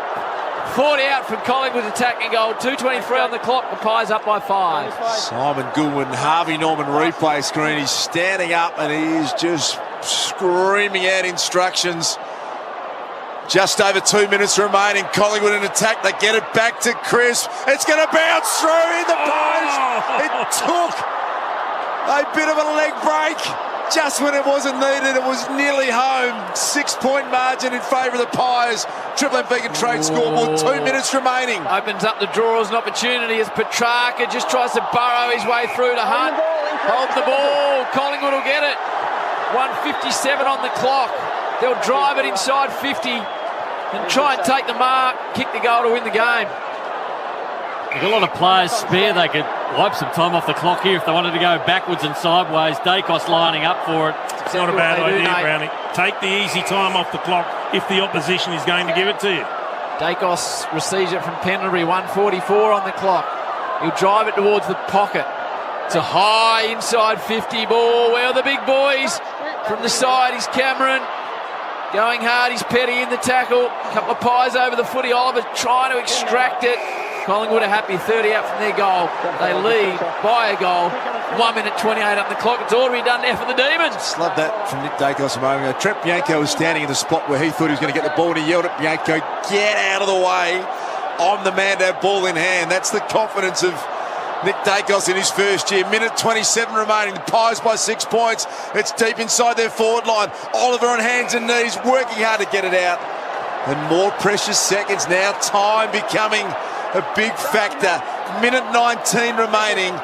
More than 70,000 in the house here at the MCG, and the Pies are in front by 6 points. Melbourne, they can't afford to give up a point. It'll just about get it there for Collingwood. They need a free or something to extract it, Melbourne. Spills partially loose. Comes out to Hunt. He's immediately caught by McCreary. Spills out towards Elliott. Cross the line. Another 20 seconds gone. 1:05 on the clock. Again, great pressure. And we shouldn't overlook how good we've spoken about making the most of opportunities, Collingwood with inside 50s, but they've kicked 10 straight from set shots. Max Gawn needs to fist this. He needs to clear the area. Craig McRae looking at 11 straight wins and second spot on the ladder. He's got a minute remaining with a 6-point lead on a Friday night. Josh Dacos, Bianco almost pushed him in the back. They're letting it go. Bracer over the top. Clock still ticking, down to 50 seconds. They'll love this, Collingwood. Trapped inside their forward 50, 46 seconds remaining. Well, the other great setup is they've now got Jeremy Howe as a sweeper in defence. So they're going to have to do something special, even if they win the ball, Melbourne, to get past that. Got to run at the length, don't they, Chief? Yep. It's good coaching. Collingwood looking to finish it right here, right now, and record yet another win. Still players come for the footy. Still no one's getting out. Still the clock ticks. Stopped at 34, Das. It's like a wrestling bout. They've just scrapped a minute and a half, Collingwood, all in their forward 50. And they've just multiple ball-ups, haven't allowed Melbourne to get an inch out. You're going to hear a noise like you wouldn't believe in a moment. Max Gawn did the right thing, just smashed it forward. Can they manufacture something here, the D's? Pinballing around. Noble won it back inside 50 for Collingwood. 22 seconds. D's have got to get it. May kicks it. It's an up-forward mark taken by the Chris bar. And that'll be your game, I reckon. Jack Chris got it. 183rd consecutive game, Chief. Done it again. Unbelievable scenes. This will be 11 in a row for Collingwood. It's the 10th game they've won by less than 12 points. There's the siren. The Pies are second on the ladder. Extraordinary scenes. 70,956 in the house. And for a bit of cream on top, the crisper from outside 50 has just missed. It doesn't matter. The Pies with a historic win at the MCG, 11 wins in a row. Craig McRae in his first year is a fairy tale story on a Friday night at the MCG.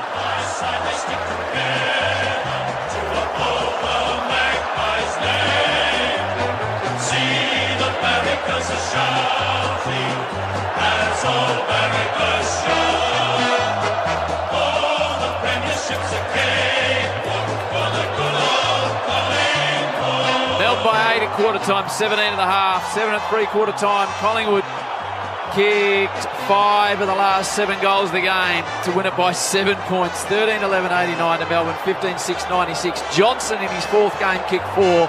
Elliott in his 150th kicked 4. And Collingwood on the live ladder, Chew. Well, they're sitting second on the live ladder currently. Level on points with Geelong, who are on top of the table. Of course, they have a game in hand. Magpies only won 6 games last year, Howie. They've racked up 15 already. Quite extraordinary in front of 70,956 fans who got absolutely banged for their buck tonight. We'll get to the interview shortly. It's just an outstanding game of football, Chief. We saw it coming 10 minutes into the third quarter. You felt the shift, Chief, the fact that Collingwood started to run.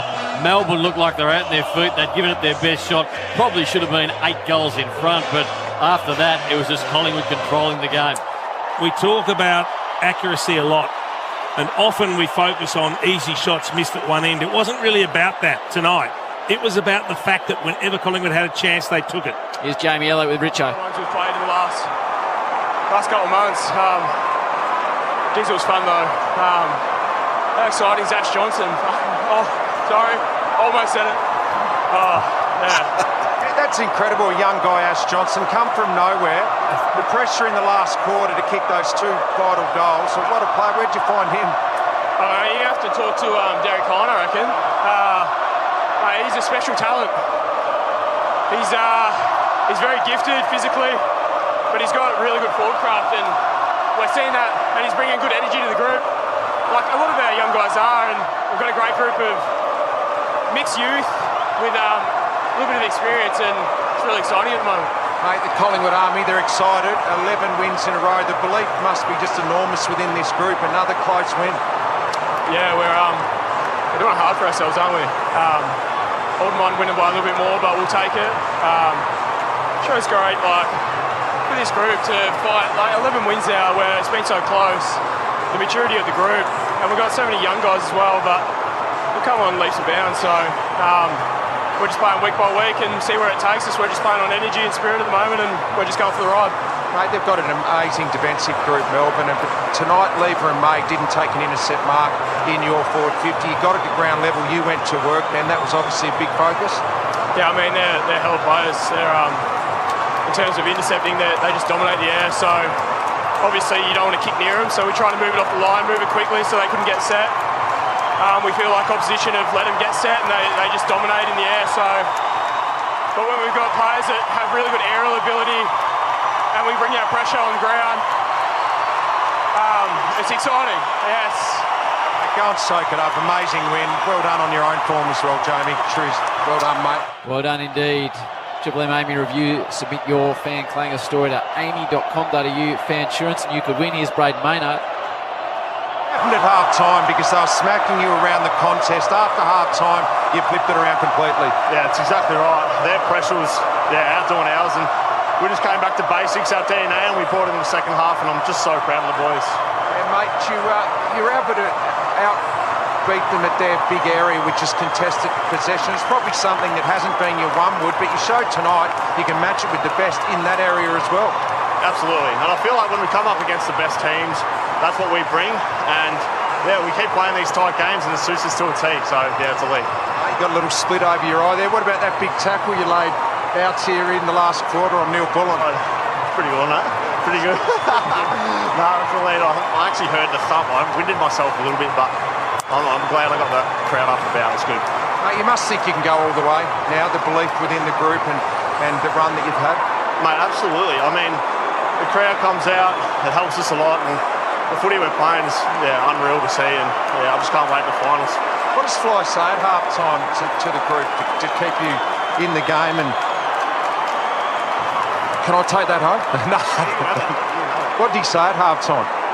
Yeah, so basically we were getting beaten around the ball in the air, and we came back to basics, we came back to what we do best, and I felt like we brought that, and mate, I just can't wait for the finals because it's a whole new ball game and I can't wait. You're going to go well. Well done, Braden. Enjoy it, mate. Thanks, fella. I love that the players are out there. They work so hard, Chief. Yep. And they always talk about 5 minutes after a game, then it's next week, but they're out, they're with their supporters, they're getting selfies, they're cheering, they're pumping up the crowd, they're smiling. It's brilliant to see. I just want to recap what I was saying before. It's not emphasised enough. The difference between kicking goals and not kicking goals is the difference between winning and losing. And I don't think we should ever underestimate it. Let's have a listen to Craig McRae talking to Matty Richardson. Proud of this group tonight. Oh, yeah, it's unbelievable. And hear the crowd now, they're getting right behind us. It's a pretty special moment. These guys are got a lot of belief, haven't they? You know, we're prepared to run the 4 quarters out, and I better go with them, but pretty cool performance. Well done, mate. Thank you. I just think we focus too often on easy shots missed at one end, and apart from, I think, Max Gawn missed an easy one, they weren't dreadful in front of goal Melbourne. It's just that Collingwood were perfect. 10 straight from set shots. That doesn't happen in games of football, and that's the reason they've won the game tonight. Extraordinary game. We'll go down into the rooms, hear the song for a Friday night feed, catch a quarter pounder range meal and score a free Macca's last star collecting today. Of course, we'll have the Triple M MVP award for homeloans.com.au. Homeloans.com.au, the best and first when it comes to home loans. Who's doing that tonight? I have to change. It was 10-1 because Chris' kick after the siren was actually a behind. Who's doing the votes tonight? I've got the votes. Okay, fantastic. So Collingwood with 11 straight wins, Chewy. Yeah, they haven't done that since 2011, Howie. 11 in a row. Quite extraordinary, Chew man. They are coming in, and every Collingwood support staff member, Taylor Adams is there. He's dishing out high fives. The energy in that room is quite extraordinary at the moment. The players are gathering. Jamie Elliott kicked 4. Ash Johnson in his 4th game also kicked 4 goals. Absolutely unbelievable night at the MCG. It was Melbourne by 8 at quarter time, 17 at the half, 7 at 3/4 time. In the end, Collingwood 13-11-89 to Melbourne 15-6-96. 7-point winners, as it's like they're after a couple of errant magpies. Jamie Elliott's calling his team in. And just waiting for a couple of operators to get in there. Taylor Adams, he'll be back in a week or two with that groin issue. What do the Dacos boys do tonight, Chewy? Nick Dacos leading ball winner for the Magpies with 31 touches, and Josh Dacos, he picked up 15 and kicked a major and also laid 4 tackles. What else do you like, Chewy? Well, it's Collingwood. They've won their past 5-6 matches by an average winning margin, Howie, of 5.6 points per game. Wow. Combined total of 34 points. But it was their goals from the corridor. That's how efficient they were. Jason mentioned 10 goals, 1 from set shots, but 14 out of 15 from the corridor. Here's the Pies.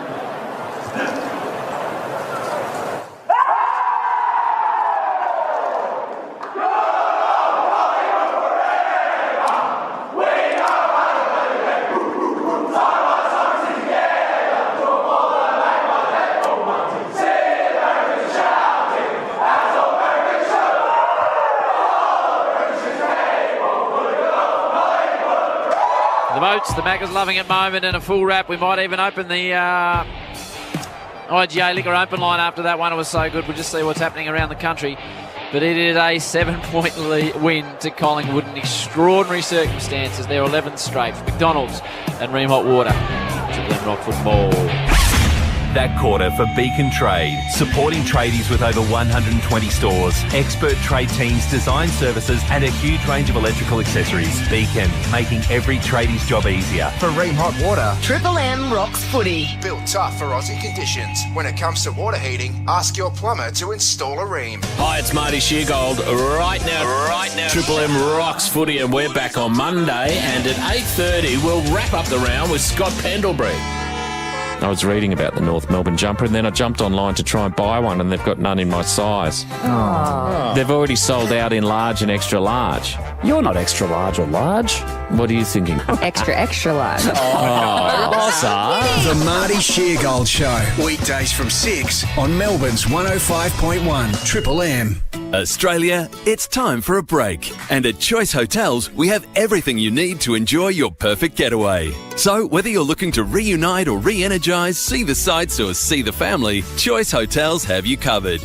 With hotels across Australia, from Albury to Albany, Brisbane to Bendigo, and everywhere in between. Your next break is just a click away when you book direct at choicehotels.com for the lowest price guaranteed. That's choicehotels.com. Terms and conditions apply. Feel like you're always changing worn-out power tool accessories? Not with Kango. Kango's range of drilling, driving and fastening accessories won't quit until you do. So you can get through the toughest materials with ease and speed. When you need accessories that go the distance, choose Kango. Kango. Toughen up your power tools. Look for the yellow target next time you visit the Bunnings tool shop. Wait for it. Wait for it. And there it is. Tom just realised that he forgot to pick up a bottle of his favourite wine when he was grabbing the ingredients for his famous Sunday roast. If only he'd paid more attention to that red he saw whilst grabbing the carrots. Because it's easy to add a drop to your shop at IGA Liquor, where good food deserves a great drop. Over 18s only. Drink responsibly. It's that time of the week. Furphy Footy Friday. From the first bounce to the bar, it's time to crack one. Tell one. Furphy. Unbelievable. Drink responsibly. Listen up, everybody. Kogan Mobile's award-winning prepaid prices just got even better. You can get started with Kogan Mobile for just $2.90 for 30 days. That comes with unlimited calls, unlimited texts, plus a big 20 gig of data. There's no hidden costs, just amazing value with no bill shock. Thousands of Aussies have been making the switch to Kogan Mobile thanks to the quick and easy activation. So make the call. Switch to Kogan Mobile from just $2.90 for the first 30 days at koganmobile.com.au. Whatever your sport, Oakley has your back. Unleash your creativity with Oakley custom sunglasses. Choose from endless combinations of frames, lenses and details that work with your sport and lifestyle. Discover the range in-store now. Oakley. Be who you are. Here's something you'll love to welcome into your home. Refinancing your home loan with CommBank is now much simpler for eligible customers with even less paperwork. Plus, if you're eligible, you can get $2,000 cash back to spend however you like. So don't just stand there. Welcome CommBank's simpler refinancing into your home. Speak to your lending specialist today. Eligible customers only. For cashback, apply by 31 December 2022 and fund by 31 March 2023. Minimum loan amount $250,000. Conditions, fees and charges apply. Triple M rocks footy. The Triple M Footy Review. Amy. Who covers clangers? Amy does. Lucky you're with Amy. Collingwood, 7-point winners for an 11th straight win. 13-11-89. Melbourne 15-6-96. Johnson with 4. Elliott with 4 in his 150th in front of 70,956 people. Tonight, I'm loving it moment happened in the final quarter. Here's how the Duke called it on Triple M Footy. Wants it out of there, Langdon. Down the line, big collision coming up, and ricochets back to side bottom. This works out well for Collingwood. Pendlebury to Carmichael. Nick Dacos, beautiful hand with a brother Josh. Turns around and nails it. Pies back in front.